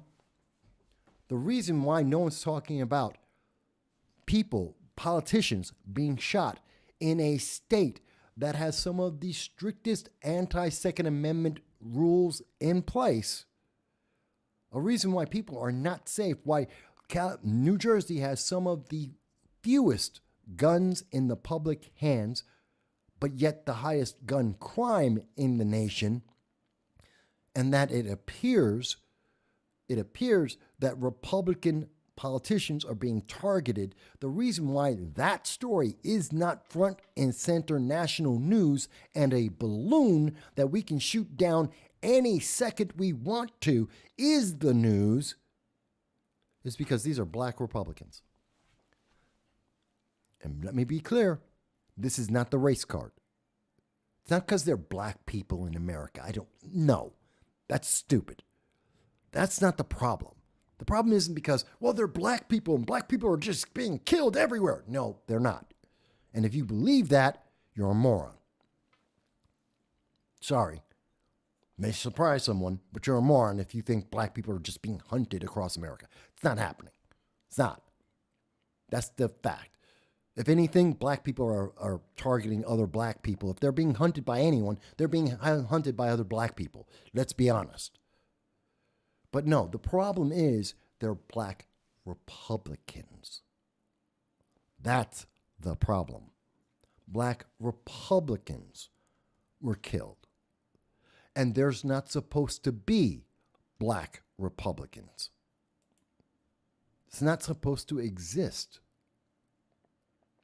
She's a black Republican. Black Republican woman, not supposed to exist. And to talk about that story is to talk about being a black Republican, to talk about the potential that she was targeted because of her political alliance, that black Republicans could be in danger in the state of New Jersey, if not other places in the country. That it is dangerous because the ideology makes it open season for them. That warped, demonic individuals who have bought into the progressive socialist ideology think their only answer is to attack.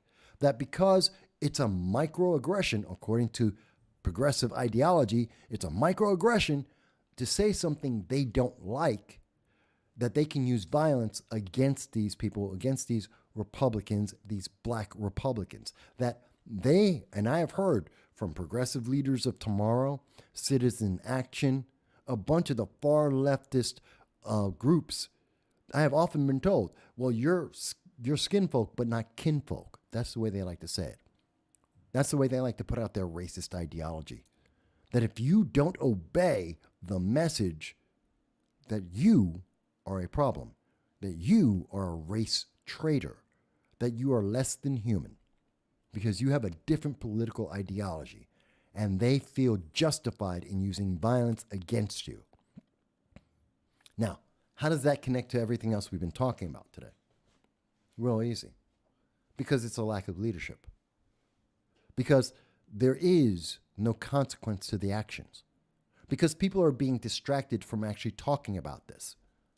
I would love to hear Democrats come out and say that no progressive should ever be targeting any American because of their political beliefs, especially if they happen to be a black Republican. Black Republicans have as valid a point of view as anyone else in America. That this was a perhaps racial crime, a racial political crime, and that we need to talk about the atmosphere in America of race and politics and how it's being used to justify violence from the left. They're happy to tell you that it's happening on the right, even though that's not really accurate. It's happening predominantly from the left. There is no right group that went out, rioted for 120 days, and burned down cities. There is no right-leaning organization, no matter how far to the right you may want to shift. It doesn't exist. There is no right-leaning group that did the same thing as Portland. There is no group that took over an autonomous zone in the United States. Just doesn't exist. There is no comparison to the Chaz, Capitol Hill Autonomous Zone, the Autonomous Zone in Atlanta, the Autonomous Zone in Austin, the Autonomous Zone in Minneapolis, the Autonomous Zone they attempted in New York City or in Boulder. There is no right-wing equivalent. The right doesn't have that. The left does. The left believes in violence. The left believes in insurrection. And if you think I'm wrong, what is an autonomous zone? It is an area that a group of radicals have kidnapped, that they have stolen, and they have rejected every single local, state, and federal law and claimed it as their own autonomy. That is criminal. That is insurrectionist by definition. Even if you try to change the definition, you can't escape that. That is the left. That isn't the right. And we need to have that conversation. That the left encourages autonomous zones, which is insurrectionist. That the left is encouraging violence. That the left is excusing and turning a blind eye to the violence of Antifa, of Citizen Action, of BLM. That they are encouraging these attacks and they are demonizing people who do not have the same viewpoint as them, especially black Republicans, black conservatives. We're not supposed to exist. We are anathema to their views of the world. And that makes us targets. Even in states with the fewest firearms, but one of the highest rates of firearm crime. Because criminals don't care. And apparently, the far left doesn't either. Who else has had this conversation with you? Who has had the balls in the major mainstream media to say, why don't we look at it this way? I mean, there's obviously the question that gun control, yet again, doesn't work. The leadership wants you to believe in the promise. You will be safe. Just give up your freedom. You will be safe and protected. Just give up your self-defense. You will be safe and protected. Just obey. And we see, yet again, even in the leadership of the state of New Jersey, that's not true. It has never been true. It never will be true because it's not about making you safe. It is about making you obey. But it's never been about safety because the leadership doesn't care about safety. They care about power. They care about control and obedience. If they did care about safety, if it was about gun control being effective, then this black woman would be alive today. Or at the very least, this would be ongoing national news, not some stupid balloon floating in the air that we can shoot down at any second that we want to. That's just the truth of it all. But the mainstream media won't talk to you about it. They won't ask you a question about that. They won't think about that. They don't want you to think about that. They want you to obey. They want you to believe that gun control actually works. That just obeying even more laws. There are 22,000, at least 22,000 gun laws in the United States. Agent Black, you can tell me, I believe you have hundreds, if not thousands, of gun laws in the United Kingdom. And they do not protect people. Criminals don't care. The deranged don't care. And the deranged aren't just some guy who's off his meds and psychotic. It's also the political extremists, like individuals that find themselves in Antifa, or Progressive Leaders of Tomorrow, or the Democratic Socialists of America, especially the Ithaca chapter that believes in violence. These things are all documented. And I'm really, really interested that this woman, this case of these politicians, not one, but two of these black Republicans being shot, I find it interesting to me that there's so little follow-up. You know, when you look this through, the one man was caught in doing the shooting. I believe it was, there it is, Gary T. Curtis. Gary T. Curtis, a 58-year-old former employee of an energy company, was the one responsible for shooting one of the black Republicans. Here's the thing that's interesting about that. What's the race? What is Gary T. Curtis? What's his racial background? See, there's a current theme that we see in modern news media. If a shooter is white, it's in the headline. If it's a white male, it is absolutely in the headline that a white male did whatever they did, whatever kind of crime. They will be happy. If it's a mass shooting, an individual shooting, they put white male did this. When it's black or Hispanic, they don't. They try to not even mention that they did it. I mean, again, look at this. Look at the title of this. If I can get this, there it goes. 2 New Jersey council members have been fatally shot 1 week apart. They don't want to even mention who shot them. They don't want to mention the politics involved. That's critical to the story. It's absolutely critical because it is an example of the failure of leadership and the repurposing of many of these goals by extremist groups. And it highlights the difference in the way they react to these things. You want to talk about different reactions based on race and politics in America? Look how Republicans are treated versus everyone else on every issue. That is a statement of leadership or a lack thereof. You don't have to like it. I'm not here to tell you things and make you feel good all day. You can turn on CNN and you'll get that. You can turn on MSNBC, you'll get that. They'll tell you, just believe, just listen, just do what we say, and everything will be great. It'll be, pancakes and unicorns and rainbows. Sorry, that's not what they're doing. And they're pissing me off. Because this lack of leadership, this lack of understanding of consequences is leading to things just as bad. There's this bill. I was talking about this. I did a video on this.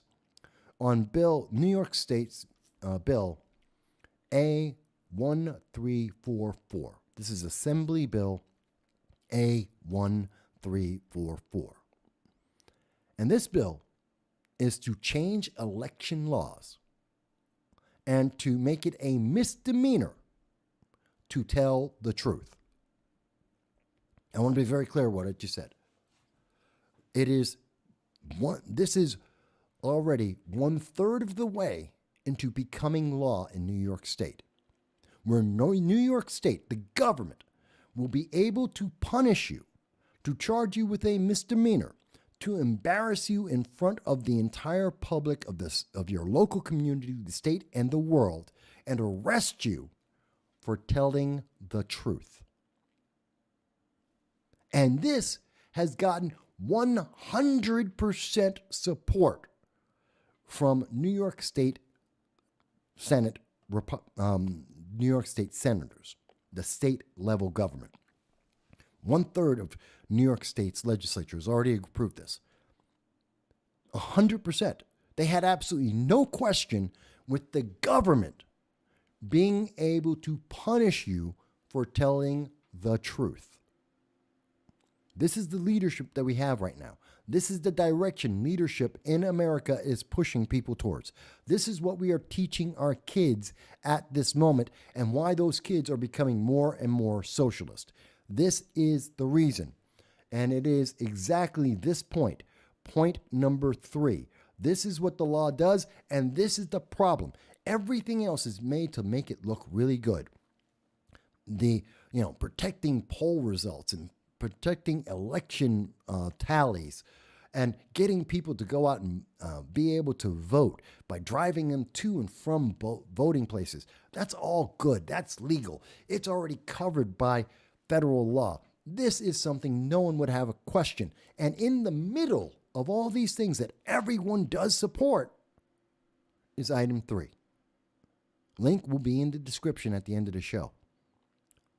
The ability of this law says, if you use social media, your phone, if you use an email, a text, if you reach anyone with anything that is electronic, and you tell the truth about a candidate, and that causes the DNC, the Democrats, or BLM, or Antifa from being able to encourage that person to vote in a specific way, you are a criminal.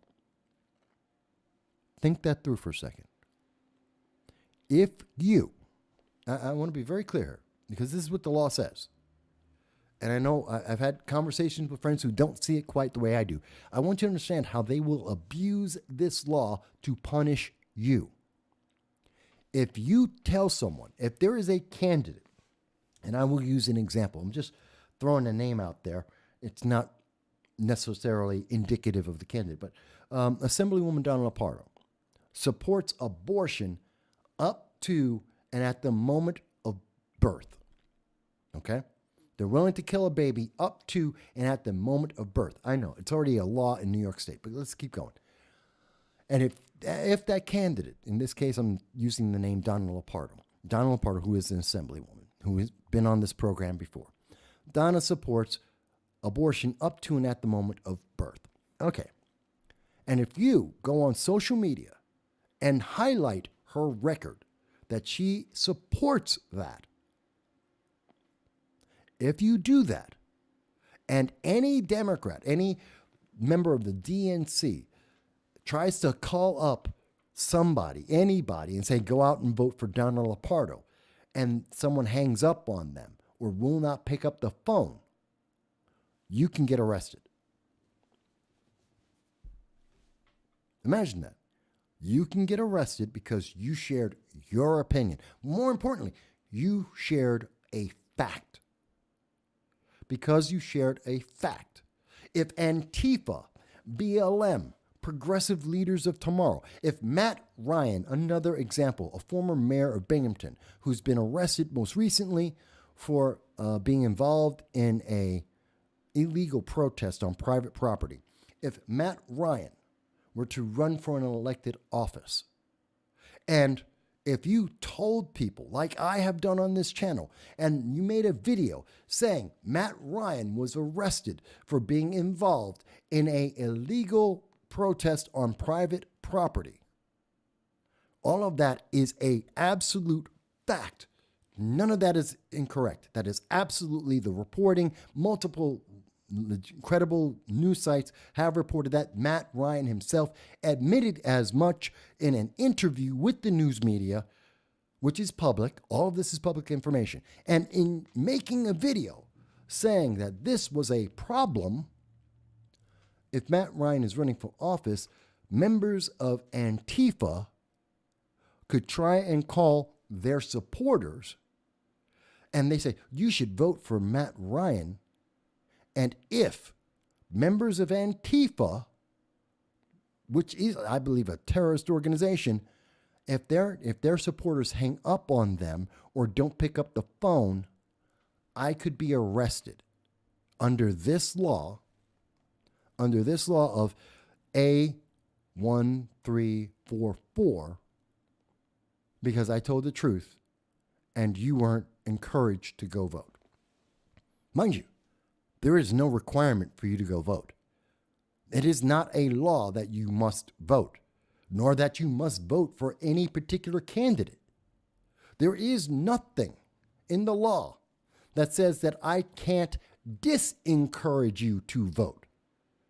It is absolutely legal for me to tell you, don't go out and vote. I've never said that on this channel, but it is legal. It is absolutely legal for me to tell you, don't vote for Matt Ryan. It is legal for me to say, don't vote for Assemblywoman Donna Lupardo. It is absolutely legal in the United States for me to make those statements.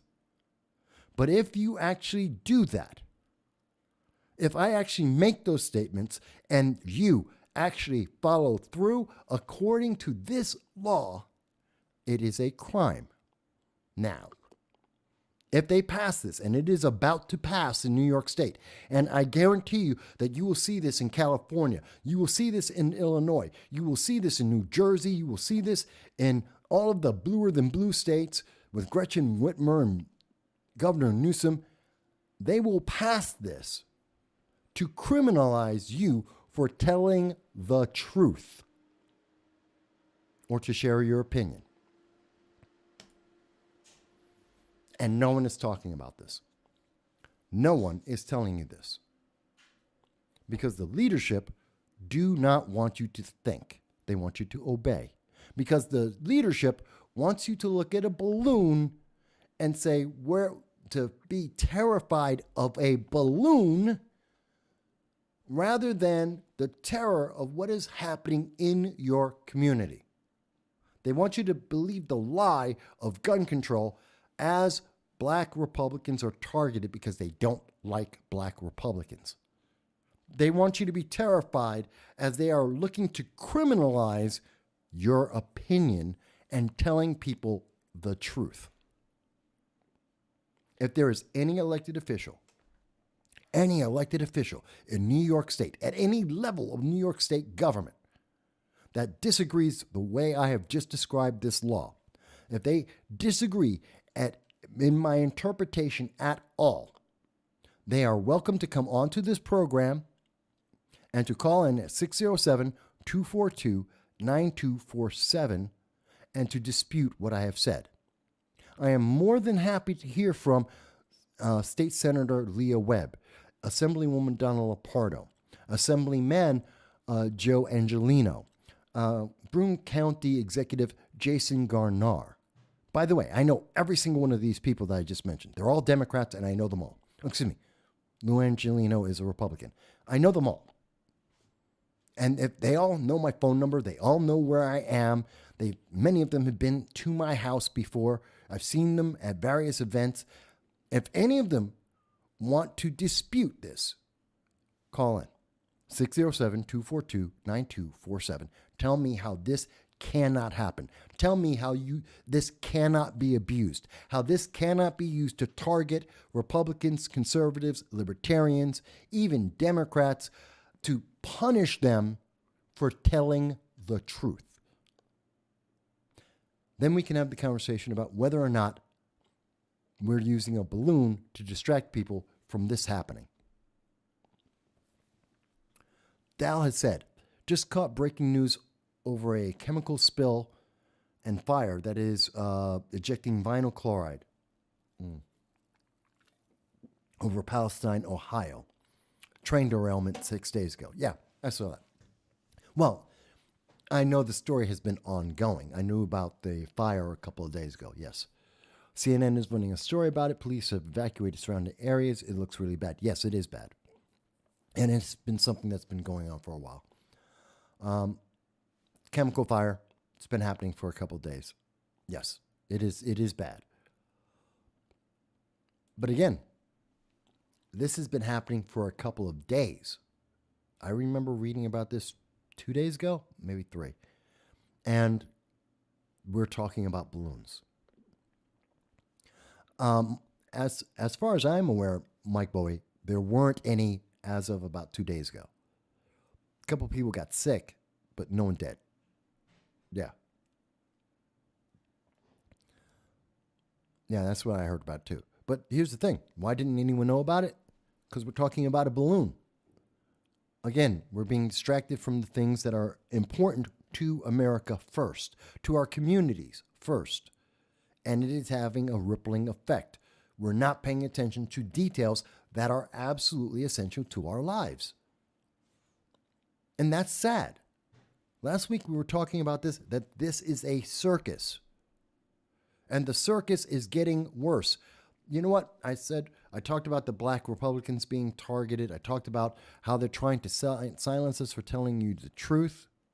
How about this? They're also after the Second Amendment. The ATF is shutting down FFLs, gun stores, for the average person thinking about it. They're shutting down gun stores and gun dealerships for any first-time violation. If you break any of the rules and regulations of being able to be a gun dealer in the United States, the ATF will shut you down. No warnings, no fines, no guidance, no corrections. If you, for any reason, go out and you make a mistake, the ATF will shut you down and take all of your records of every firearm sold, every person. They will create a database off of your records about every gun owner and every firearm and ammunition that you have sold. Think about that. We aren't having that conversation about whether or not the ATF has that right, that they have the ability to shut down a business on the first violation, even a minor, insignificant error, any reason that they can shut down an entire business at any time and confiscate private information, private public information. Why does the ATF has that right? Why aren't we talking about that? Because we're talking about a balloon. Because we're talking about balloons that we can shoot down at any second of any day, any time.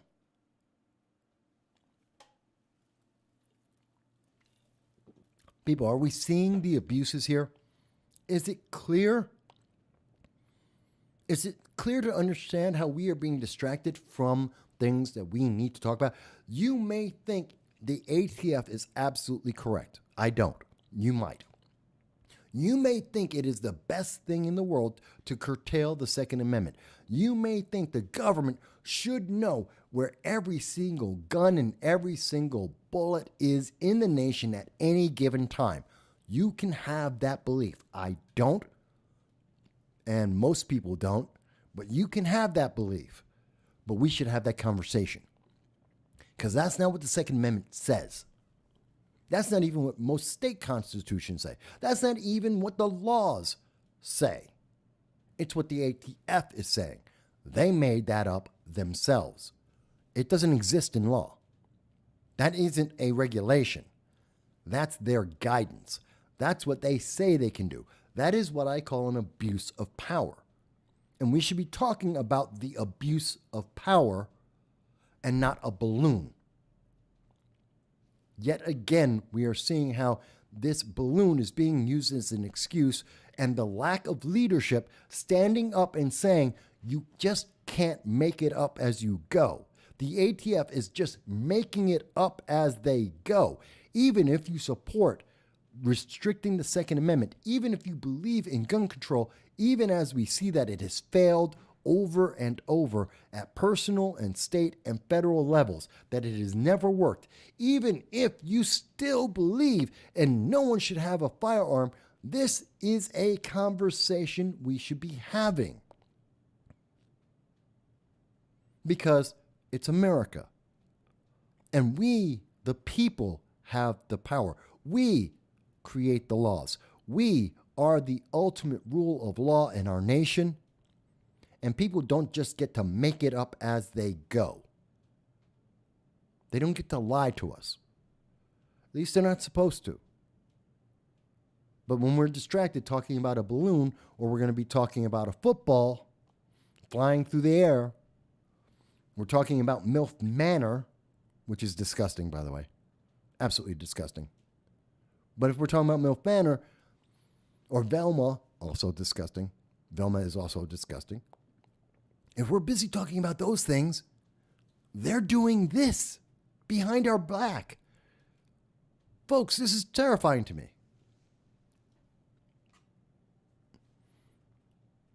I truly believe this is it. Mike Boy says, we are being lied to on a daily basis. No one is paying attention anymore. I'm paying attention. You watching this are paying attention. Whether you're seeing the whole show or you're seeing parts of it, you're paying attention, and it's important that you do. Again, if someone thinks that I am wrong, if I have misunderstood, if you think that the ATF has the right to make up the rules as they go, to change the laws and definitions of laws and ignore or create regulations on their whim, please tell me how. If you think it's in the benefit of the nation that they can arbitrarily just change all of the definitions of their regulations, great, call in 607-242-9247. Write it in the comments. Write it in the chat. Tell me why that's the best thing for America, why that's going to protect anyone's life. Tell me, please, tell me that when the ATF says that they will revoke any FFL, that they will close down any gun, firearms manufacturer, dealer, salesman, that they're going to shut them down for any first-time violation, that they want to, how does that make you safe? It's that simple. How does that make anyone safe? Explain it to me. If they make a mistake in their paperwork and they get shut down and all of their data is collected by the government, how did that make you safe? And it's funny, when I ask these questions, I never get an answer. I don't get an answer from the far left. I don't get an answer from politicians that have supported these bills.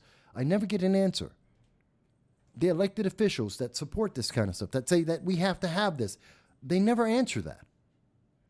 They never say how this is good leadership, how this is going to improve people's lives, how this is going to make you safe. to fulfill the promise that they told you when they gave this power out. They said, you will be safe. Okay, how? How are you safe? How is this not an abuse of the government, an end around to the fact that the government doesn't have the right to your private information? How is this not just abusing that? Oh, they don't want to talk about that. They got to talk about, we have to talk about the balloon. We need to talk about a balloon. You know, that balloon they shot down. All the balloons that they shot down. Every balloon that they will shoot down for the rest of our lives. They're balloons. We have jets. We have missiles. We have rockets. We have anti-aircraft weapons. Are you kidding me? We can take out any balloon forever.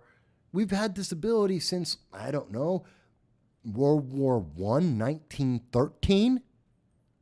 Since 1913, we can shoot down any balloon that comes across. Any balloon since 1913.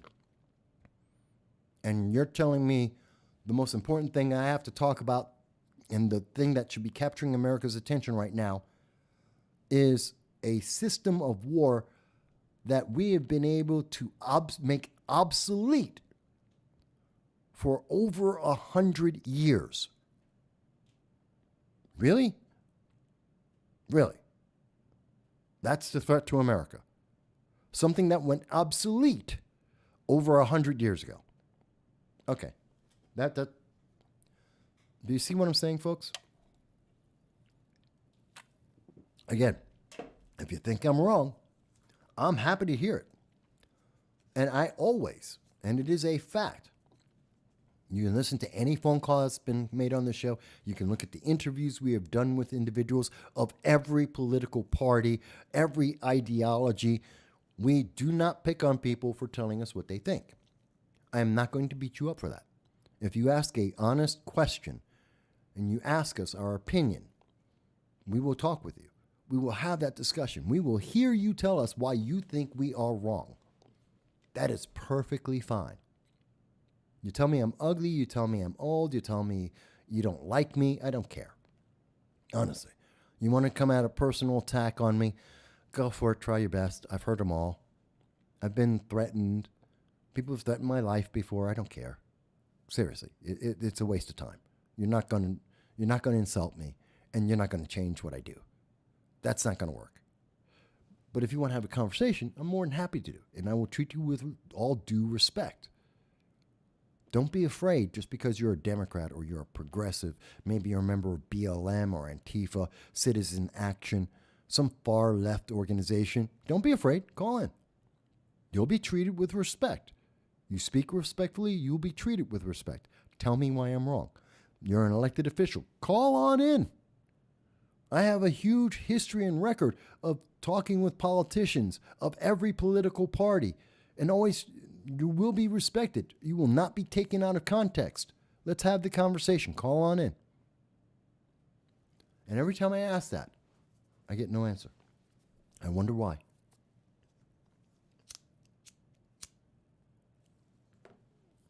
Again, it's not like they don't know who I am. It's not like I don't have a history that they can review. It's all public.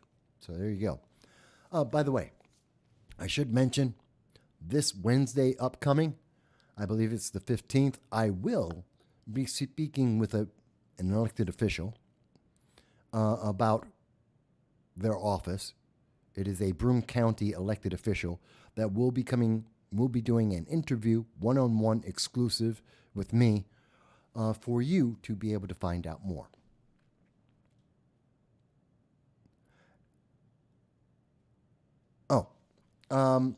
Agent Black mentions that he asked, did we talk about the Nord Stream pipeline and if Joe Biden, as it has been alleged, the United States was responsible for blowing up Nord Stream? No, I have not talked about that. No, we haven't. Now, that's an interesting question. There is a Seymour Hersh, I believe I'm pronouncing his name correctly, Seymour Hersh, who has made the allegation that the United States government blew up Nord Stream and blamed it on the Russians. I've heard that argument before. Matter of fact, I remember at the time that the Nord Stream explosions took place, that there was a rumor at the time that the United States was responsible. Of course, the United States denied it, but that doesn't really mean much. Everybody denied they did it.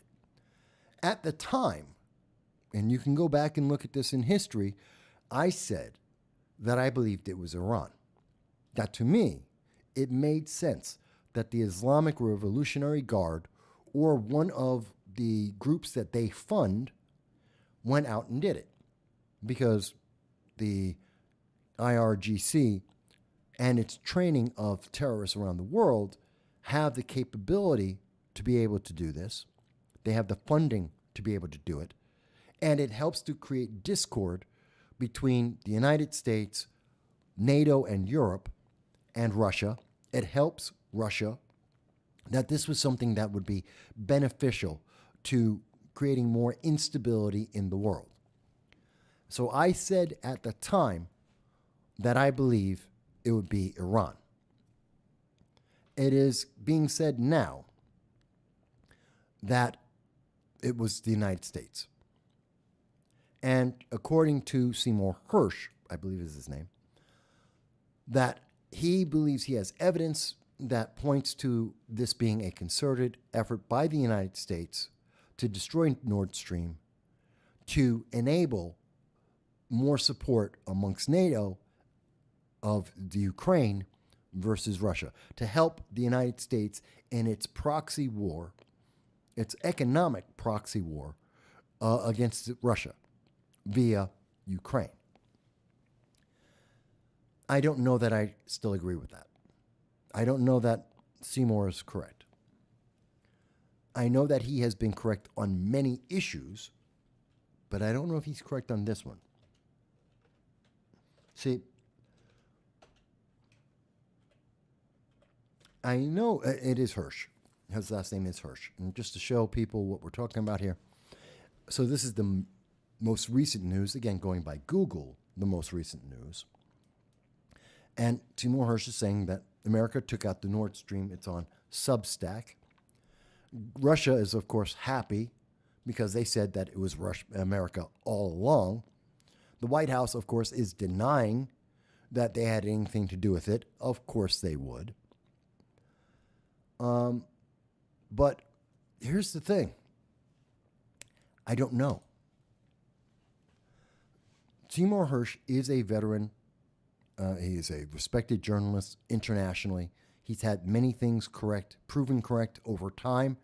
This may be another one of those. I don't know. There are still too many questions. We honestly don't know how the Nord Stream pipeline was blown up. And there are many countries that benefit, many countries and various terrorist groups that have an advantage for that, as I detailed at the time. Again, the problem is we're talking about a balloon today. We're seeing in the news a talk about a balloon, while this is a massive story. It may, in fact, be correct. And what does that mean? What if the United States did harm our allies in NATO? If the United States harmed Germany by blowing up the Nord Stream pipeline, which is a fact, it hurt them, it hurt our ally. So if the United States actively blew up the Nord Stream, hurting our allies, coercing our allies to take action they would otherwise never take, blackmailing them essentially to being involved in a war that they might not have otherwise gotten involved with, what is the repercussion? What happens to NATO? What happens to the trust that the world has in the United States as a leader, as a world power, as a fair player? These are the big questions. This is the big question. And the answer to the question, you're saying, Agent Black out of the United Kingdom says, well, the big question is why? And again, my answer is so that the United States has support in an economic proxy war that many of NATO did not want to be involved with. That Germany, in particular, was hedging on.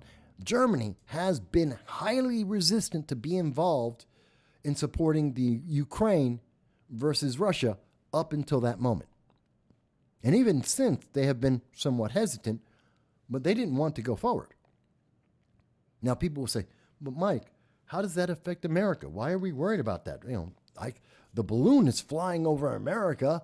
Why are we worried about whether or not Biden blew up Nord Stream? That's Germany's problem. That's NATO's problem. That's the problem for Europe.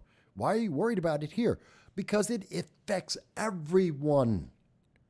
From the price of gas and how much electricity costs for you right now. Because remember, America is not energy independent. Blowing up Nord Stream increased the cost of electricity. It increased the cost of gasoline. It increased the cost of natural gas. And America is buying that because we don't have enough. Remember, we've been using the strategic oil reserve for a long time. We've been depleting that. In part because of what happened with Nord Stream. And because of the prices increasing.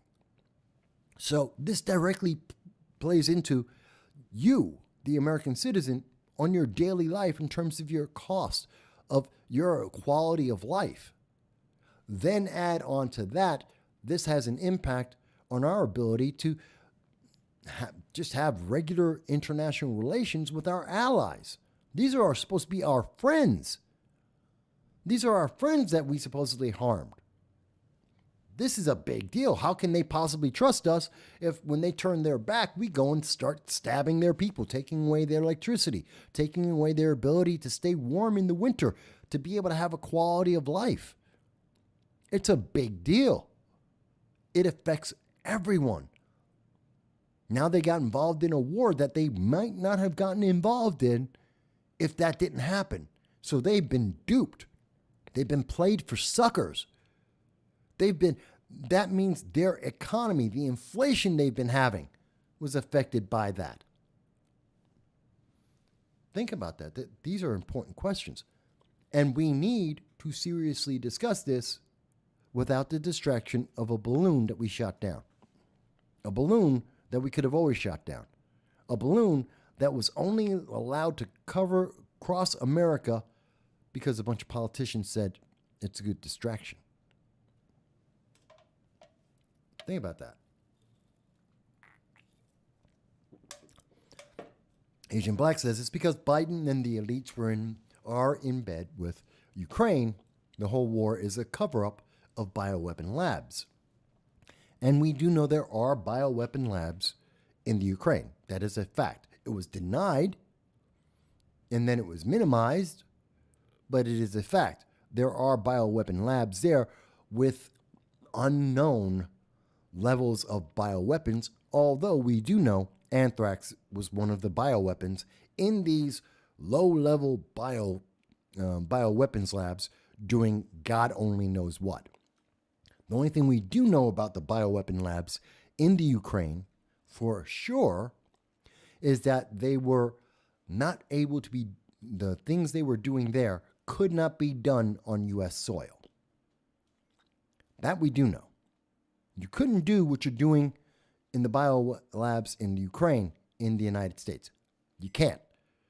But they were completely safe and low level as they had anthrax in them, which is not considered a low level safe virus at all.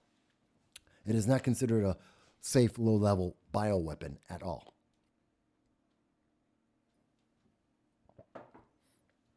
Start you thinking. And again, why aren't we talking about that? Because we have balloons flying overhead. Balloons that we can shoot down at any time that we want. Balloons that we can track all day long. That we know exactly where they are at any given second. We're worried about balloons. Really? Really?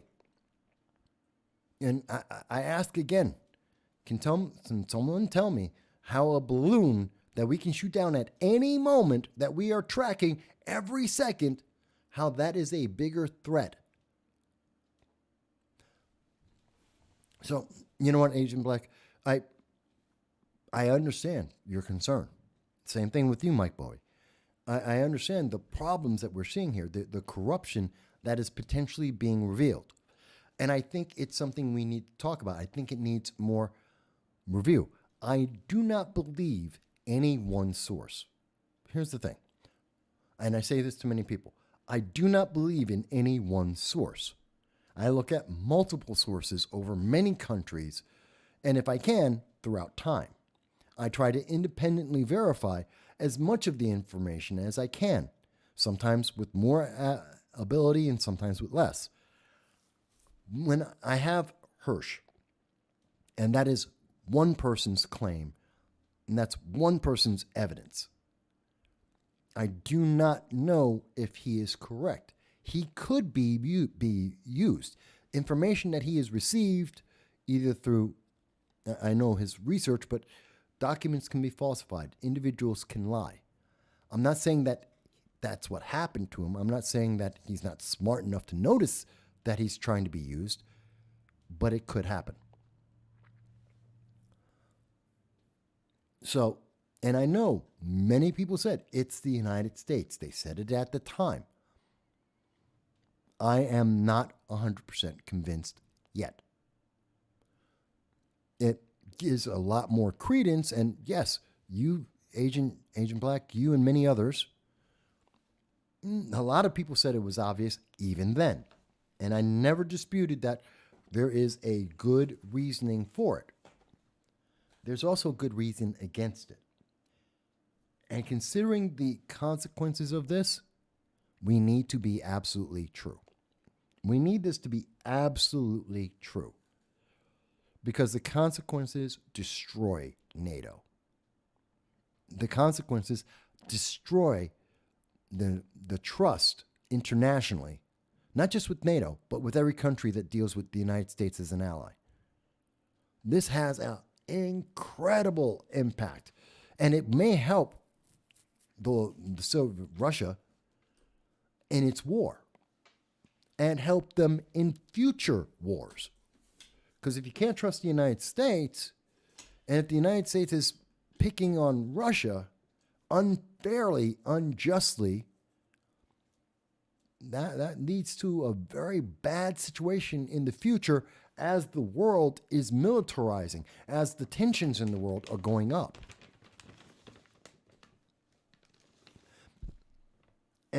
And Agent Black mentions, well, everyone who's researched it agrees. I haven't had that level of research. Again, I'm not, and you're right.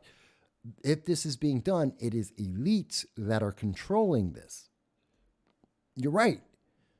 But it is still the United States. These are elites in the United States. These are elites that are in leadership positions, and it affects the United States and its ability to lead in the world. It affects the trust of other nations. Even if it's just the elites who did it. Joe Biden is the voice of America. I don't like it. I don't want him to be the voice. I think he's an idiot. I think he gets things more screwed up than not. But he's still the voice of America.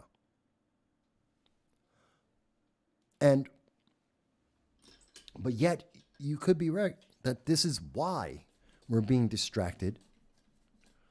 It could be exactly why we're being distracted by a bunch of balloons. So that we aren't talking about Hersh. So that we're not considering what's happened with Nord Stream and the consequences that it brings. I said then, and I say now, it's possible. It has always been possible. I have never said it can't be possible. And I said then, and I think you can look up the video and you can look at the time frame and see the videos that I did, live streams that I did. I said then, as I recall, that if the United States did in fact do this, this is the most stupid thing they could possibly do because it is getting found out, because it would always be found out at some point, and it would trigger a series of problems around the world. that it will negatively impact the United States, that we had the least advantage from this. This does not benefit us. And I would say that again. It makes no sense. It is stupid. It is not in the best interests of the United States or the world. Not because of Ukraine and not because of Russia, but because of trust, of the ability of various countries to act independently. We need this conversation. I know people are getting ready to go out and they want to watch a football game. Mike, why are we talking about the Nord Stream pipeline that blew up over a year ago? And, that's old news. We got to find out who's going to win the game. We got to figure out what's happening at MILF Minor. If you miss your latest episode of Velma, the world ain't going to end. This could do it. John Cordisco, how are you doing? It's good to see you, John. What's going on? Yes.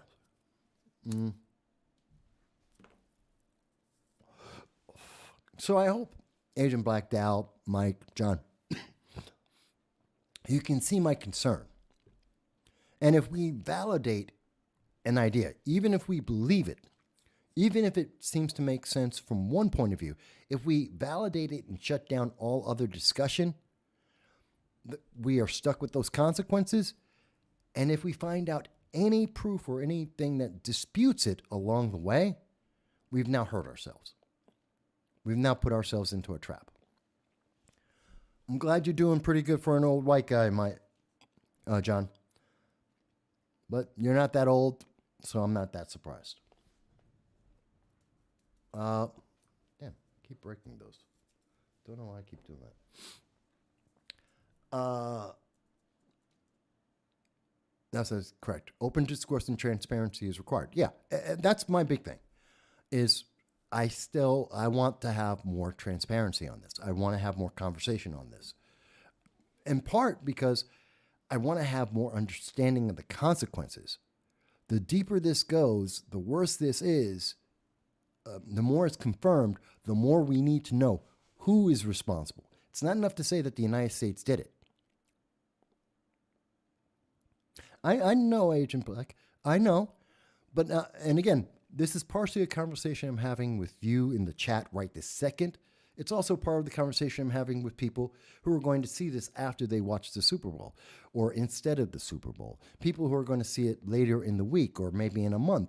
People are going to look back in time at some of the videos that we've done. So I'm also talking to everyone else and I'm saying we need to understand, because let's assume for a second that Mr. Hersh, Seymour Hersh, he is 110% correct on Nord Stream.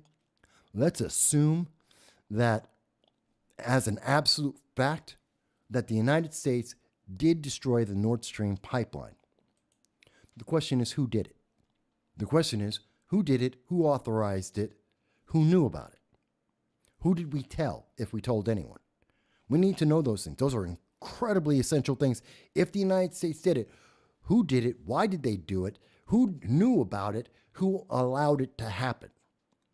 Was it a bunch of CIA agents running rogue? Was it a military operation run rogue? Were they authorized to do that? Yes, but I understand that there's more evidence, and I haven't read it all. But I mean, this is why we need to have it transparent, openly critiqued and confirmed by multiple sources, as credible as possible. One of the things I think that is important for people to consider as well when they're talking about the Nord Stream pipeline and whether the United States did it or not, we're not hearing the news media say this is absolutely impossible. We're not hearing the news media say this could not be true. I think that's a very big statement. I mean, look at the headlines from around the world. I mean, what are we getting here? Reuters, fact box, prize-winning Seymour Hersh, no stranger to controversy, which is not a denial. It is a distraction. It's an attack on his credibility, but they're not saying he's wrong. Indian Express, veteran journalist claims U.S. bombed Nord Stream gas pipeline. Who is he? Again, not that he's wrong. They're attacking his credibility. People's Dispatch, I don't know where that is. Global Times, U.S. urged to explain Nord Stream blast after Pulitzer winner's probe. And it is important to note that he is a Pulitzer Prize-winning journalist. So, again, questions about they're attacking his credibility, but no one's saying it's wrong. China Daily. Now, of course, this is China, so take this with many pounds of salt. China says U.S. owes explanation after Nord Stream pipeline explosion report. Now, they're assuming that, of course, it's absolutely true, but they're China, so I don't count China. But it is interesting, and I don't like anonymous sources. I need more absolute. But we are seeing the world, they're attacking his credibility, but they're not attacking what he said. They're not saying he's wrong. Other than the White House, of course. The White House says he's wrong, but we always knew. The White House said that the first day. They've always said that it's wrong. But no one confirmed, what was it, Nixon. And there's a lot of things that aren't confirmed immediately, but yet we find out they're true. Yes, John is correct. Asking for full transparency during a major war is a tough ask. But we have to try and get as close to the truth as we can, given many factors of why people wouldn't. I'm not saying it doesn't make sense. There's logic here. And you're right. Occam's razor does say that it's pretty straightforward, although Occam's razor also justifies my belief that it was the Iranians. It makes just as much sense. But I'm more concerned, again, if this is true, let's accept it as correct. What then? What happens next? Because the direct consequence of Nord Stream is the current support of Ukraine at the levels that we have been supporting it. Does Germany then pull the Leopard 2 tanks? Does Britain pull its tanks? Does that change Poland and its position? Well, actually, no, it doesn't change Poland at all. Poland's in it for a different reason.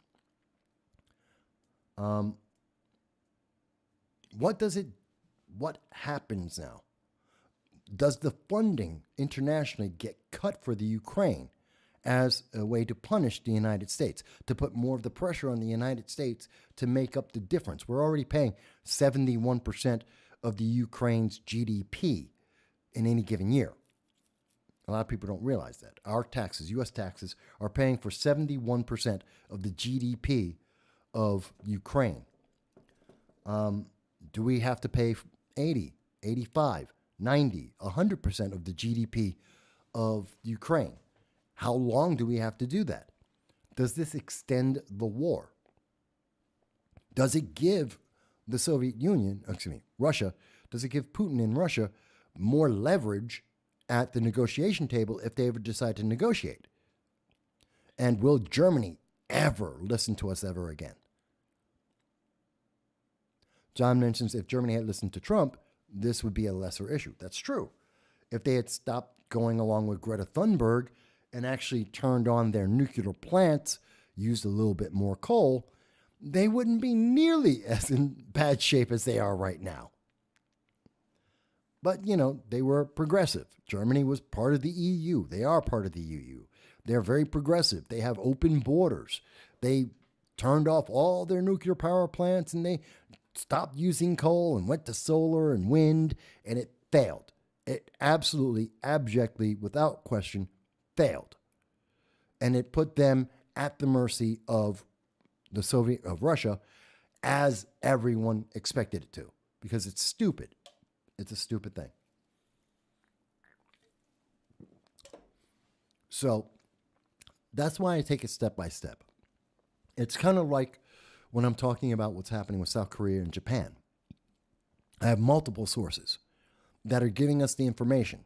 that is showing us the militaristic buildup. We are hearing directly from China, telling us that they are going into Taiwan. We are seeing the missiles and the types of missiles that North Korea is using and shipping around the world.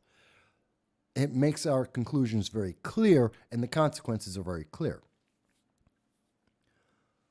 But what if someone said the United States is actively leaving South Korea undefended, that we're not putting in nukes on purpose? We want them to be less safe. If someone were to say that, then it still fits all the parameters of everything that we've talked about, all the details, but it changes the context completely. And it changes the interaction, especially if it's proven true, then that would change the interaction of the United States with everyone in Southeast Asia, and it endangers the rest of the world. So that's why I'm very careful. It's reason why Seymour Hersh, I'm not leading with that story. But it is a story that's worth talking about. And I think you're right, Agent Black. I think there's a lot to revisit. Now, am I changing my opinion from what I initially reported on when I initially spoke about this? Am I going to change my opinion? No, not yet. Not yet. At this moment, and I am happy to say, I may well be absolutely wrong on this. But at this moment, I'm maintaining my point of view that this was still Iran, in part or in whole, that they were involved in this. But I don't feel as strongly about it as I did at the time. I do not feel as confident as I did at that time. Let me see if I can pull this up. So if anyone wants to double check me on this and what I said then versus what I am saying now, because I'm more than happy to stand by my word. And in case people are wondering, this is the article. Who damaged Nord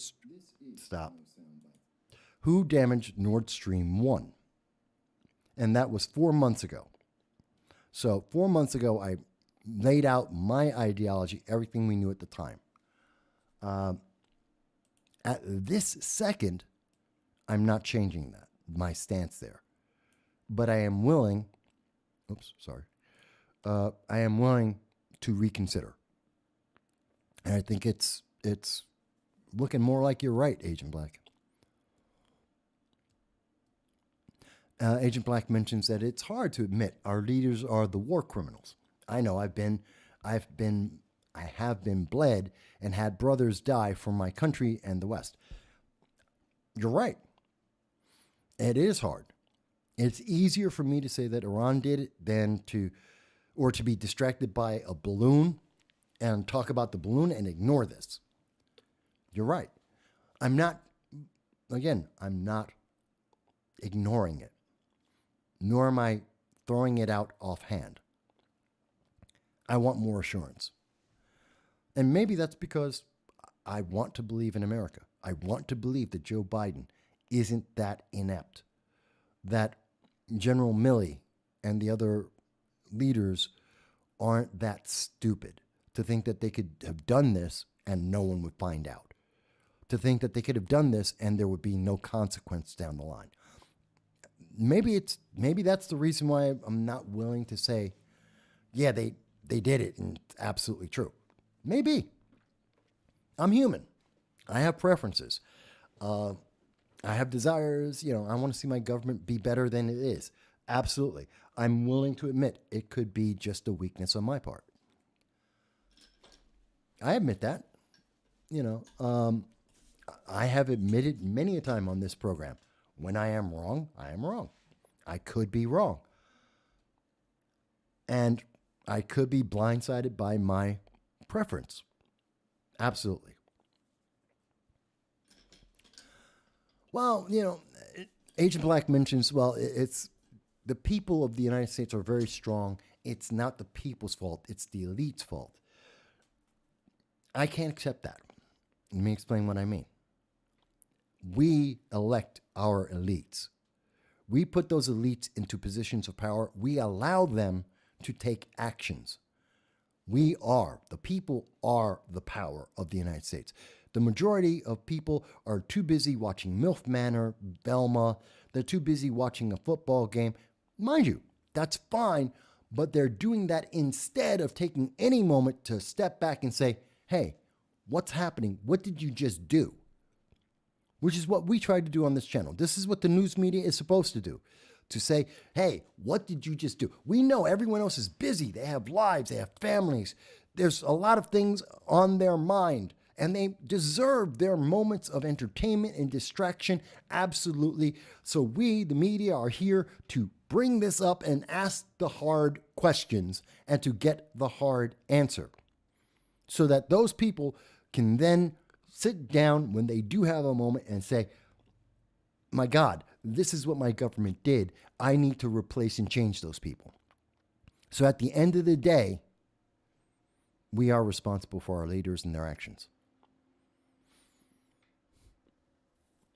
John Cordisco mentions, another question to be asked is, why was security on the pipeline so bad? Why was the security in the start of a war? In the start of into a war, it was 4 months ago. So in the middle of a war, an active war, a war that involved multiple countries and their economic interests, why did no one think, hey, let's add a little more security? It's just a bunch of nations that absolutely need this as we're going into the winter. These countries absolutely need this. This will absolutely affect the flow of a war, the number of people's lives that are affected. Why did no one ever decide to add more security? And that would fall on NATO. That would fall on Germany, NATO, and Russia. There's a lot to this. So, again, Agent Black, it's a great question.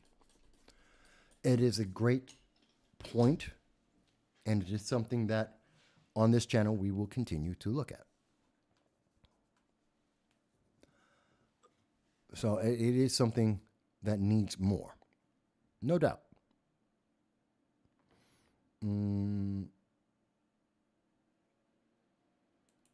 By the way, something else that I did want to address that I think also deserves a lot more attention, needs more conversation. New York City just ended the vaccine mandate. Vaccine mandates at New York City level is not there. New York State still has a vaccine mandate. The United States government still has a vaccine mandate. New York City doesn't. And notice, this is from the New York Times. The requirement led to 96% vaccination rate for city employees.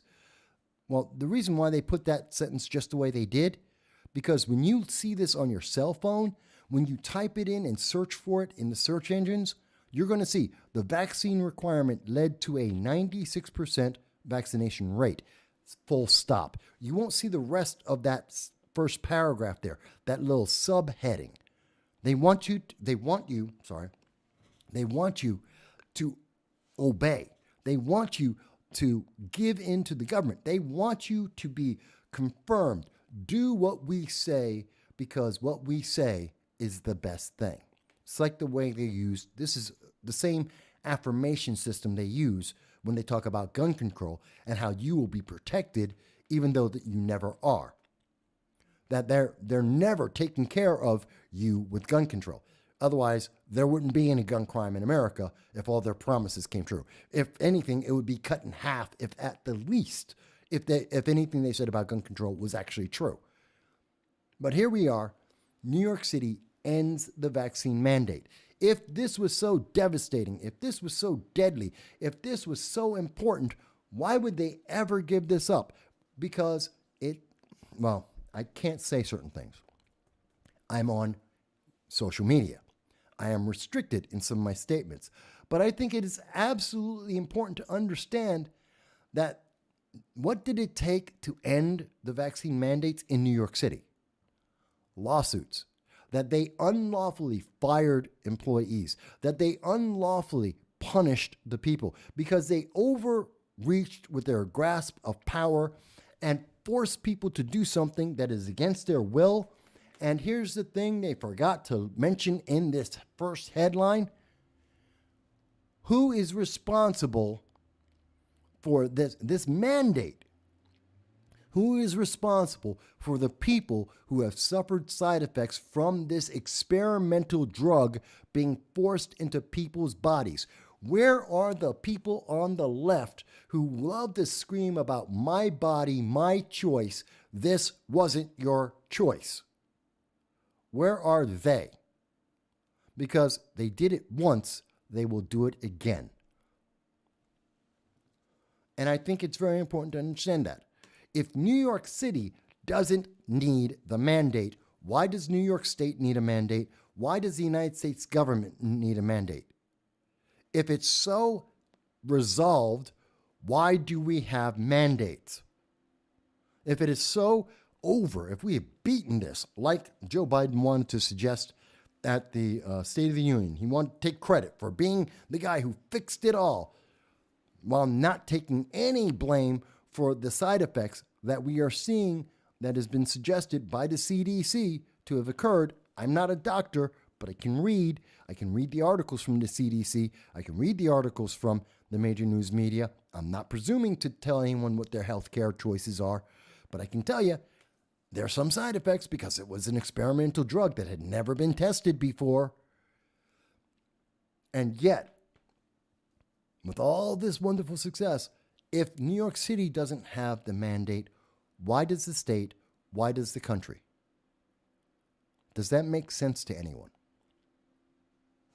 Which is maybe why the news media isn't making a big deal that New York City finally got rid of the mandate that was illegal anyway.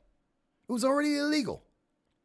I don't even know why this is big news, other than they can say, it worked. It was a success. 96%. That's why we have this article. That's why we have that headline. It's so that they can say 96%, this was a victory. This was a success. You left out the fact that this was illegal. It was an overreach of power and abuse that the city is paying, that it cost in terms of economics. It hurt the city and the state because it cost us so much money in the damages. And they're obliviating the question of, well, why do we have a mandate anywhere if we're getting rid of the mandate? Why did the mandates exist? But you can't talk about that. I might get my channel shut down because I even mentioned that.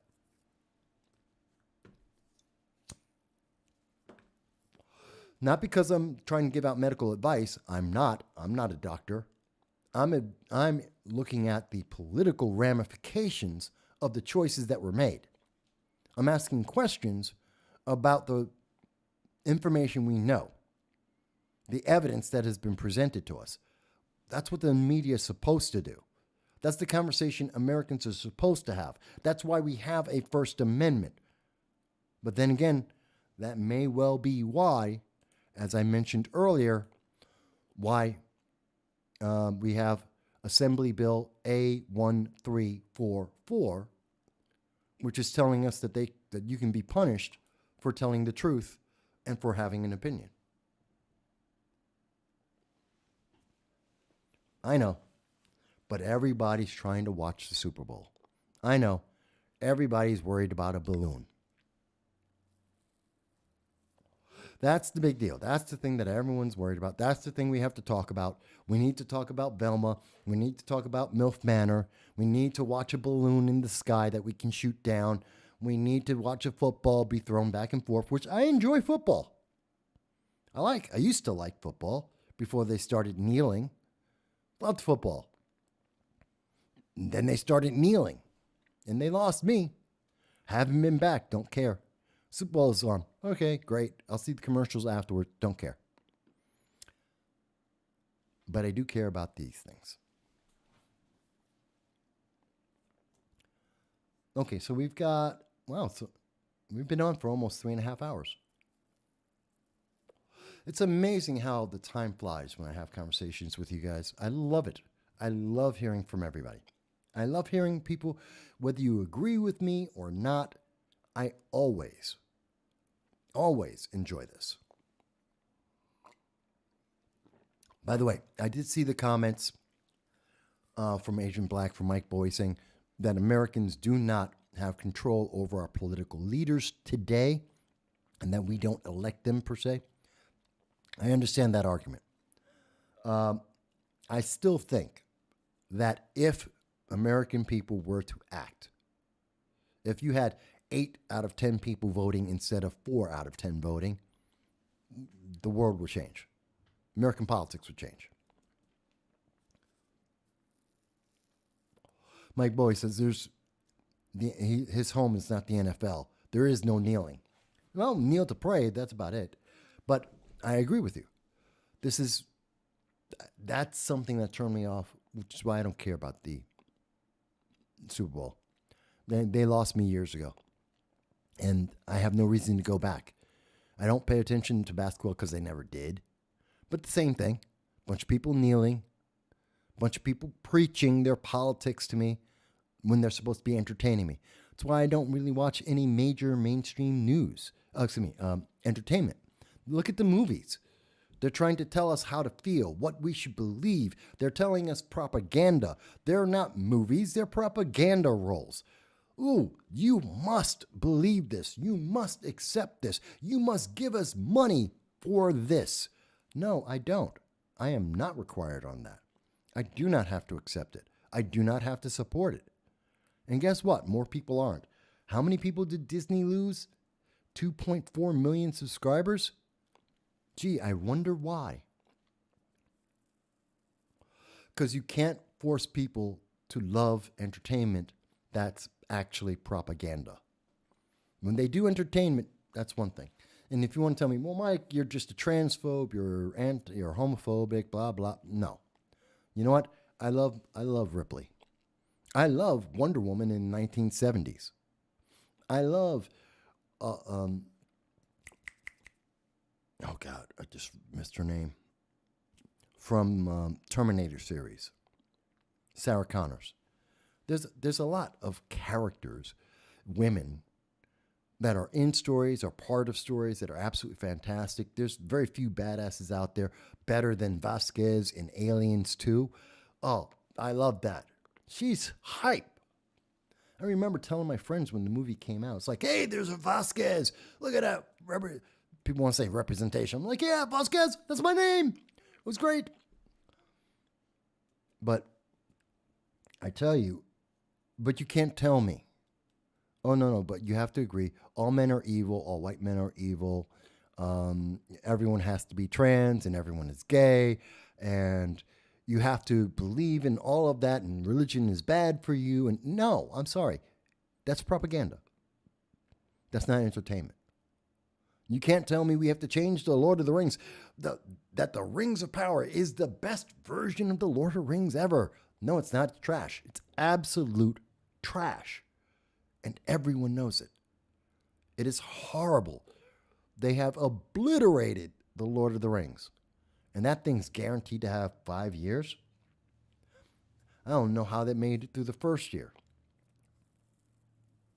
I don't care what changes they make to it. I'm not watching it. I didn't watch the first season. I won't watch the rest. I've seen the reviews from everybody. It's bad. I'm not going to watch the Witcher TV show. Why? I saw Witcher Origins. I don't need to see more. That's bad. And I didn't get all the way through it. I saw Resident Evil, the first 3 episodes. I was done with that series on Netflix. My God, they ruined it because they were giving me propaganda. I deal with that every day in the articles that I'm doing. If I want to see propaganda, well, that's easy enough. All I have to do is go to the New York Times and I'll get all the propaganda that I want. I can go over to ABC and I can get all the propaganda that I want. I can see releases from China about propaganda. That's the news. I deal with that every day. My entertainment isn't supposed to be more propaganda. Don't like it in my video games. Don't like it in my music. Don't want it in my entertainment. Is that so hard? Yes. We need 8 out of 10. And the answer is we need more people to vote. If you're tired of the propaganda in our entertainment, you need to vote.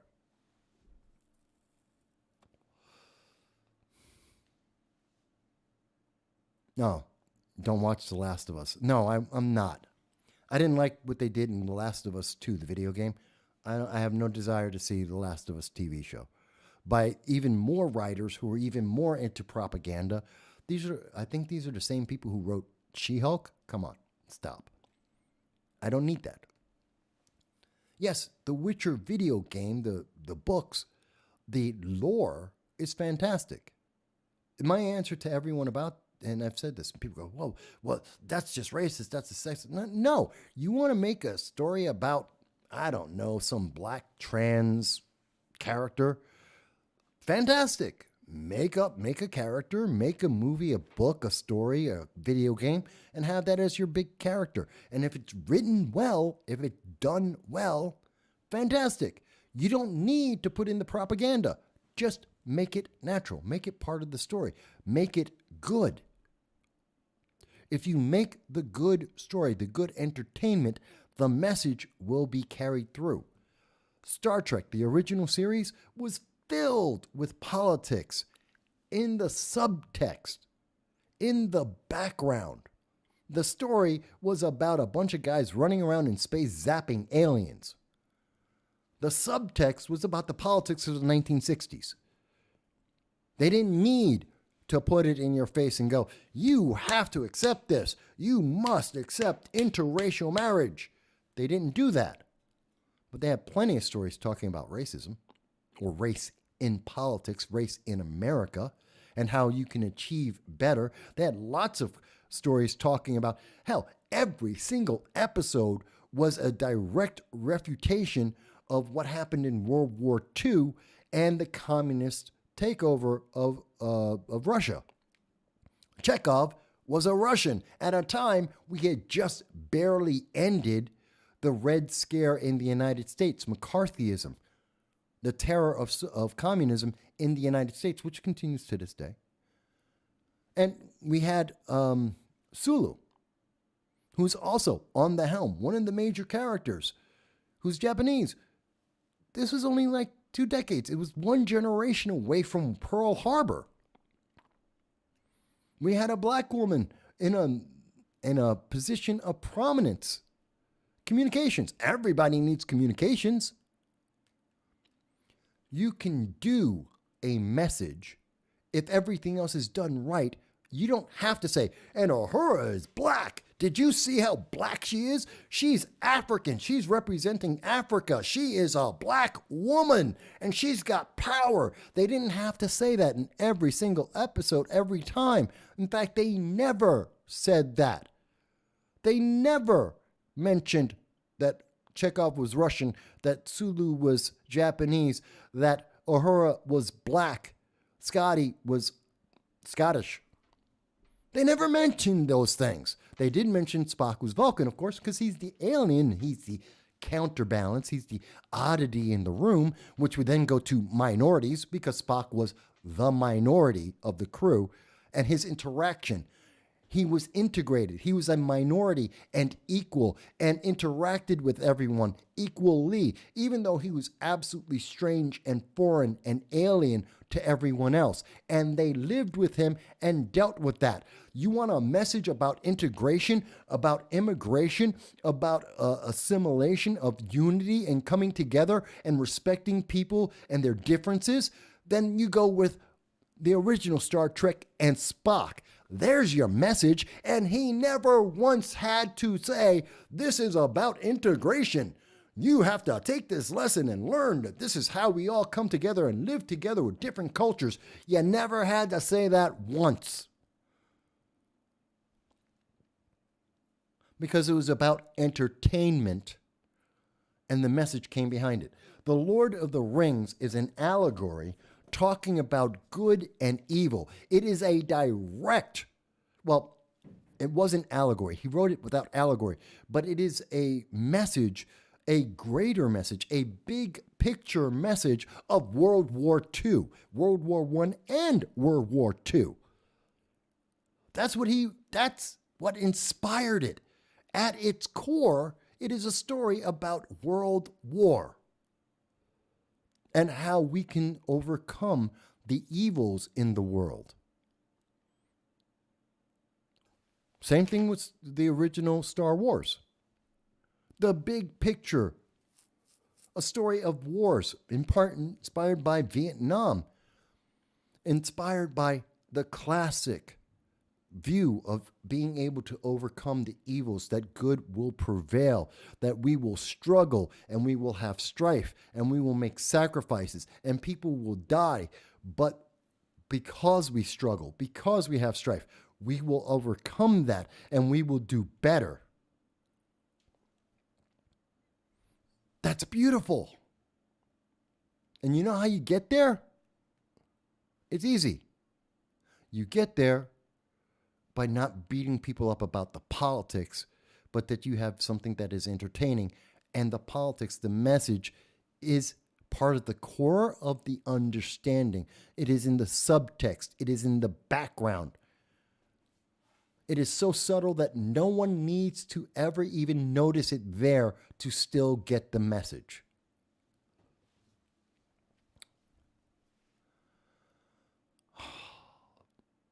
And yes, I like Jason Bourne. I like the first three Jason Bourne movies were good. The fourth one, not really. Yes, people need to vote and they need their values out there. We do need a Jason. I wish the franchise ended well. The fourth one, again, is not good, but they could do so much with that. Good writing, characterization, world building. This is Dal who mentions these things. Underlying message is subtle and nuanced. This is what we need. This is what the value is.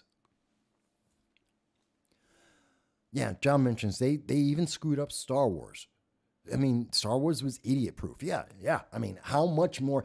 Come on, you have the dark side and the light side. How more obvious can you make it? It's good and evil. Good guys and bad guys. But it's not diverse enough. What do you mean it's not diverse enough? Did you not pay attention to the movie? There were people all over the place of every type. Must we show you everyone? Wait a minute, they didn't have an Eskimo in Star Wars. It's not diverse enough. There are a bunch of, what do you call those? The African tribe from The Gods Must Be Crazy. Dal, I know you know this. What was that tribe? The African tribe from The Gods Must Be Crazy. They talk in cliques. I forget what they are. I forgot their name. But they weren't in Star Wars. It's not diverse enough. They didn't have enough fat people, enough skinny people, enough tall people, enough short people. Bushmen. That's what they are, the Bushmen. Hottentots. There you go. Thank you. You know, they didn't have the Hottentots in there. Oh my God, it's not diverse. It's no good. We have to start all over because we left out a single race, a single type of human being. Come on. That's stupid. That's not entertainment. You're not trying to tell the story then. You're trying to tell politics. And that's why this stuff is failing. Yeah, the bar scene in Star Wars, not diverse enough. They screwed all these things up. Just give us a good story. Just give us entertainment.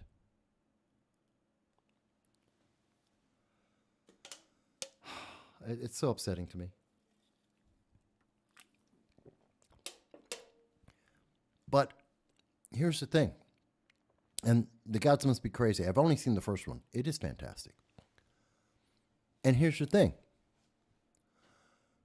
That goes back to the leadership. It goes back to the distractions. The movies today are meant to distract you, are meant to give you more propaganda, make you obey, to reinforce all of the messages that are being given to you as a child. They are slamming this down your throat that you must obey and you cannot question. And the entertainment that we had, that's the propaganda of today. The entertainment of the past was, did you have a good time? Oh, by the way, did you notice the theme? Did you notice the message in the background? No, you didn't. That's okay. If you didn't notice it, it's okay. Did you enjoy it? Oh, you enjoyed it. Fantastic. Maybe you'll watch it 2, 3, 4 more times. Maybe it'll be something that you will show your children or your children's children. This will be something that you and your family will be a part of, that you will be involved in this because you understand that this makes you feel good to be a good guy, to be a good person, to stand up and make the good fight, to fight for the things that are worth keeping in life. So you didn't know the message. You didn't know there was a bit of politics way in the background. You didn't notice that background politics. But that's okay.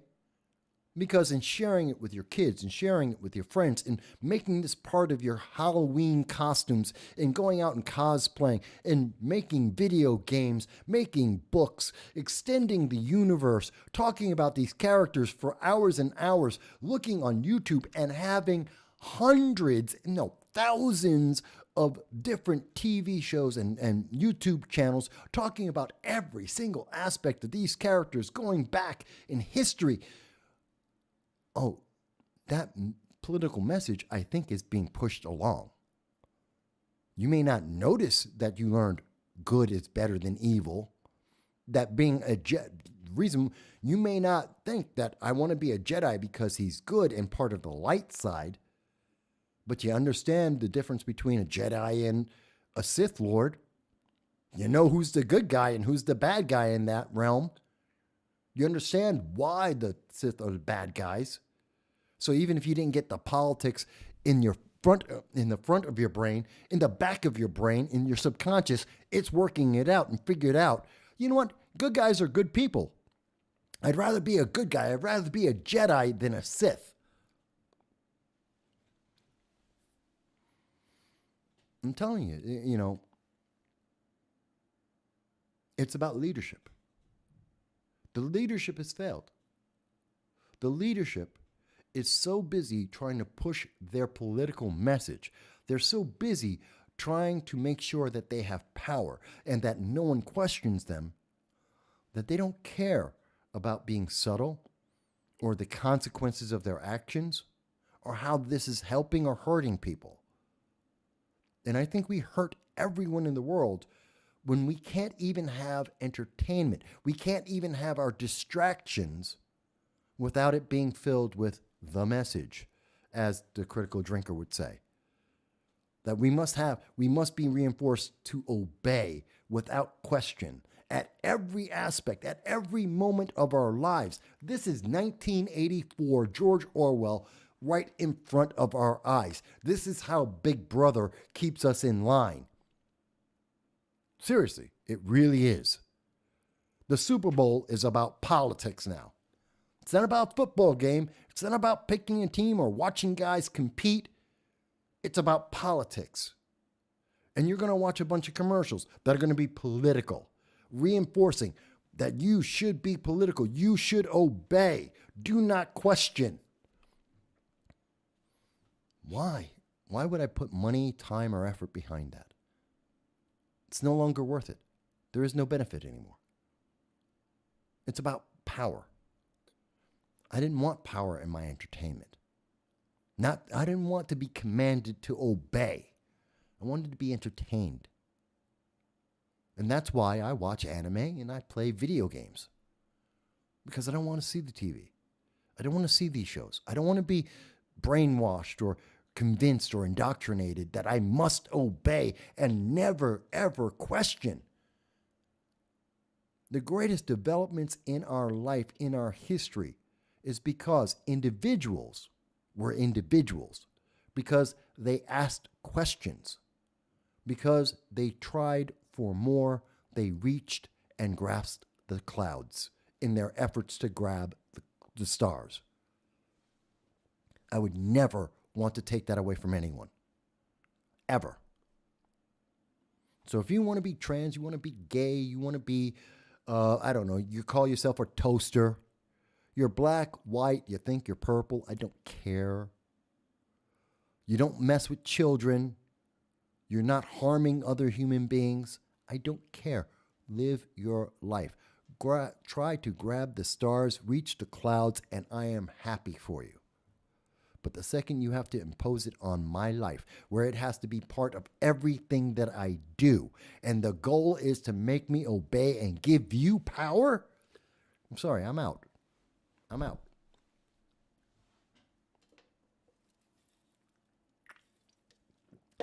And that is the failure of modern day leadership. Because they're busy trying to make sure they've got the power, not the consequences, not the responsibility, not the encouragement to go out there. Hey, I want to make sure everyone has a chance to reach for the stars. If you don't reach for the stars, not my problem. If you want to pick up pebbles off the ground when I'm saying you can reach for the stars, that's on you. If you don't want to reach for anything, that's on you. You're an individual. You have the responsibility for your life. I don't care how you start. I don't care what you do. It's your choice. You cannot tell me this. Someone made me. Did they have a gun at your head 24 hours a day? Did they? Because if they didn't, you made a choice. Okay, so I'm getting upset. I'm obviously getting upset. I don't talk about entertainment much on this channel, as many people know. I talk about politics, but they are intertwined. I do recognize that. I do see that.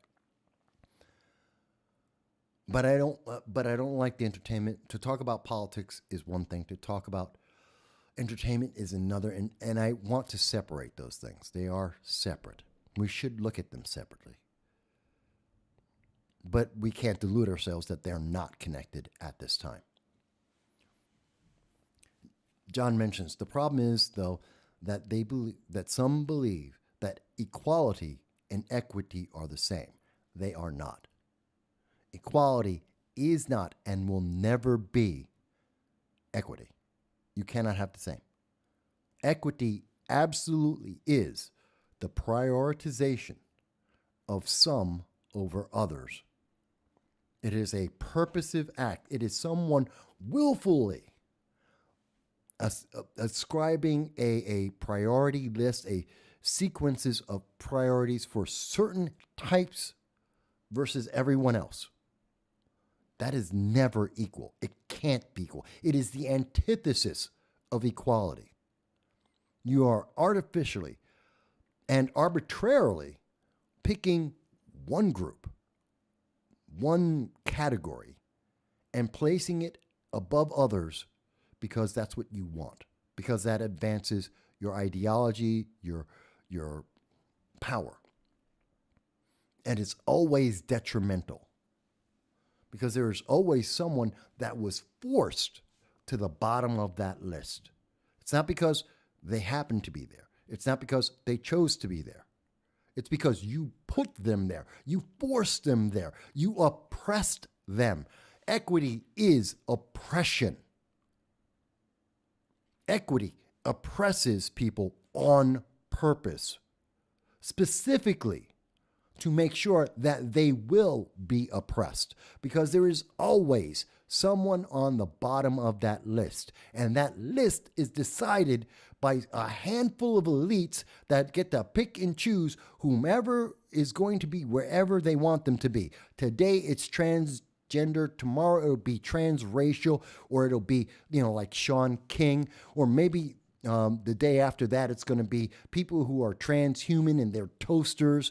Maybe it's going to be short people or fat people. Maybe it's going to be people who are, anorexic. Whatever the case may be, there's always going to be someone they're going to put up on top of everyone else. And they're the preferred people. And you want to be those preferred people. So change your life, obey, and become the preferred people until we decide that there's a better group that we can better take advantage of, and screw everyone else. I was just recently on a conversation with, Larry Sharp, talking about the woke culture.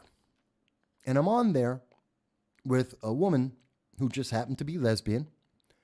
And she was pointing out, yeah, in that whole LGBTQAI plus alphabet soup, you know who they threw under a bus? The lesbians. So for that equity, they threw one of their key parts and threw them under a bus. You don't have to believe me. Look at the conversation I had in the panel with Larry Sharp 2 weeks ago. Look it for yourself. Listen to her for yourself. Then think about it for a second. Think about the fact that black men are ranked under black women, who are ranked under gay, who are ranked under trans. You want to tell me you believe in, well, we got to support black rights. Yeah, but you can't support black rights if you're supporting trans rights, because trans rights are more important. How about human rights? How about the Constitution? We are all born equal. That we have the right to pursue life, liberty, and happiness. Not the guarantee, because life is not guaranteed. Happiness is not guaranteed. Success is not guaranteed. You're not going to be Bill Gates, and you shouldn't be. You're not as smart as Bill Gates. No matter what someone says, you're not as smart as Bill Gates. You're not as wealthy as Bill Gates, and you shouldn't be. You don't like it? I don't care. Life doesn't care. The universe doesn't care. That's not what it's supposed to be.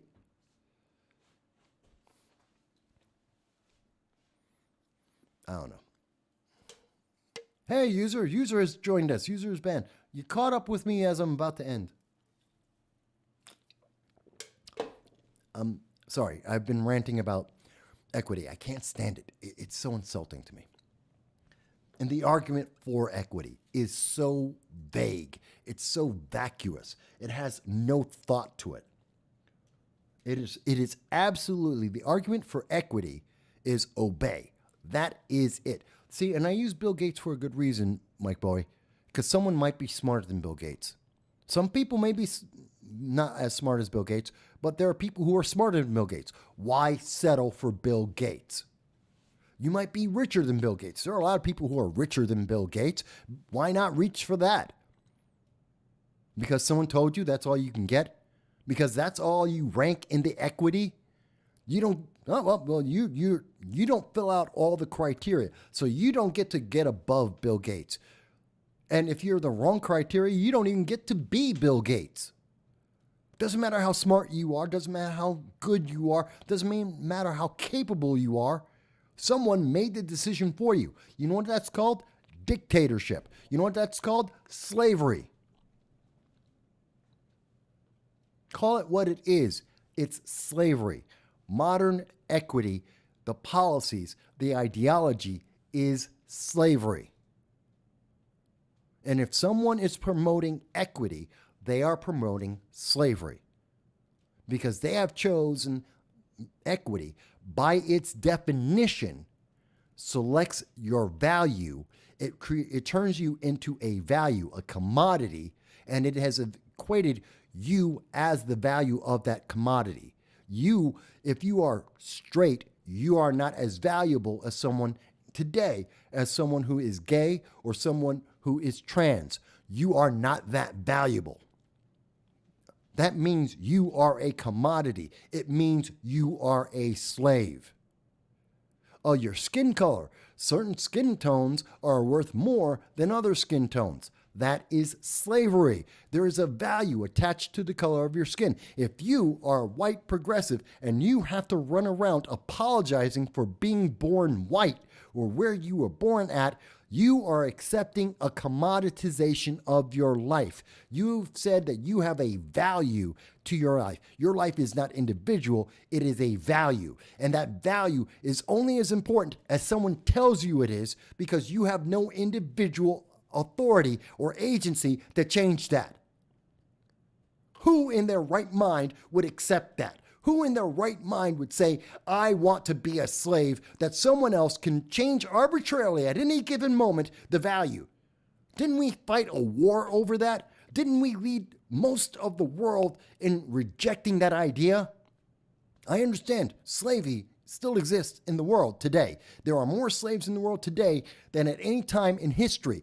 Oh my God, people will be amazed. And they'll say, Mike, how can you possibly say that? It's called human trafficking. We changed the word because it's nicer to say human trafficking than slave. We say sexual trafficking instead of slave. Child trafficking, slave. That's what it is. There's more slavery in the world today than there ever was before, but at least most of the world came together and said, we don't want slavery. We don't want people in chains. We don't want to treat them like property. And slowly but surely, most of the world has agreed with this, and we have changed the way that we live our lives. Why are people so adamant in fighting this and going backwards in time and saying, hey, just accept equity? Because instead of saying human trafficking, instead of saying child trafficking, instead of saying sexual trafficking, we're going to now say equity because it works out to the exact same thing.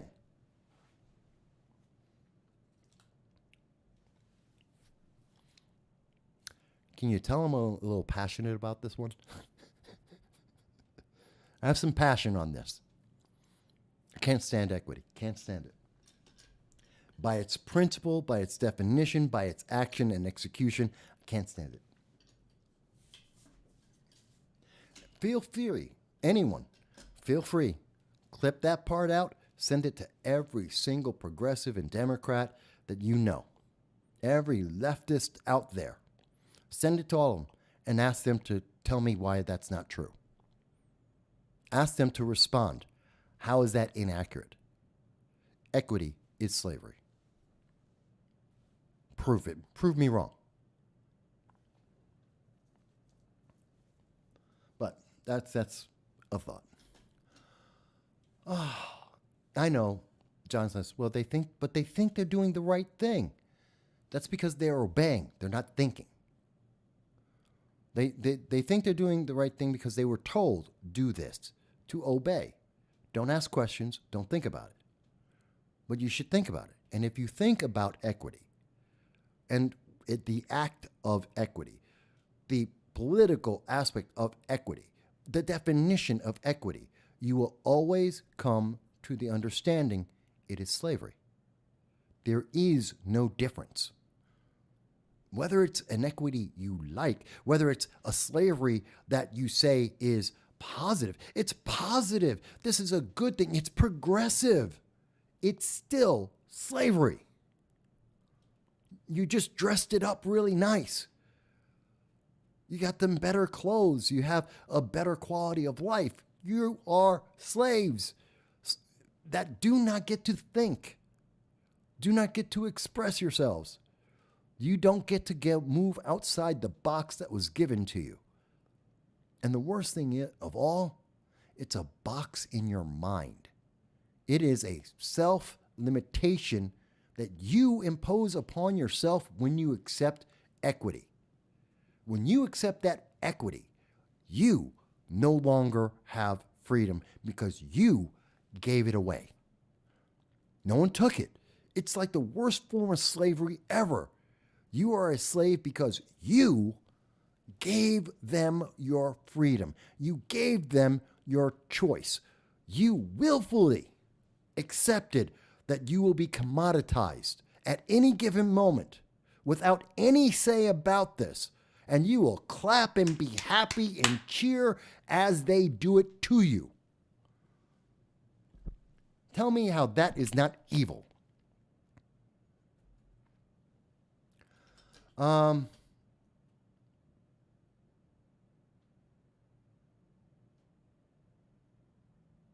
I don't know if that's the box we all are in. Agent Black mentions that's the box we're in. No, that's the box I'm fighting against. That's the box that many would like us to. But yes, I know it is a great show today. I've enjoyed it a great deal. We've been on for it's 4 hours. What do you know? The last part's been 4 minutes. I didn't know. So I want to thank everybody for the time today. I'm a little tired. My voice is going. We've been on 4 hours. As always, every Sunday, I will be happy to be here with you. I want you to know, please Like, share, subscribe. If you consider this entertainment, I hope you enjoyed it. If you consider this to be educational, I hope you learned something. If you consider this to be something useful in your life, I hope you like, share, and subscribe. Doesn't cost you anything. Just like, share, and subscribe. It helps us immensely to reach more and more people, to hear more of the voices out there. Whether you agree or disagree, that's okay. That's what this is about, to hear what you think.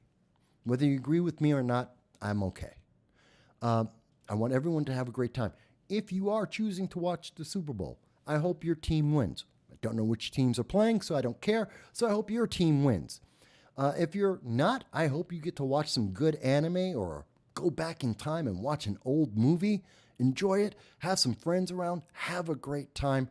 Be safe, especially with the roads today. I know people are drinking. I know people are out watching the game. Be safe. Be careful on the roads. It's cold out there as well. And I look forward to seeing you next Sunday, every Sunday, 2:30 p.m. Eastern Standard Time, because I love my audience. You're the best. You challenge me. You ask me questions. You keep me on top of things. Thank you, each and every one of you. Be well. Talk to you soon.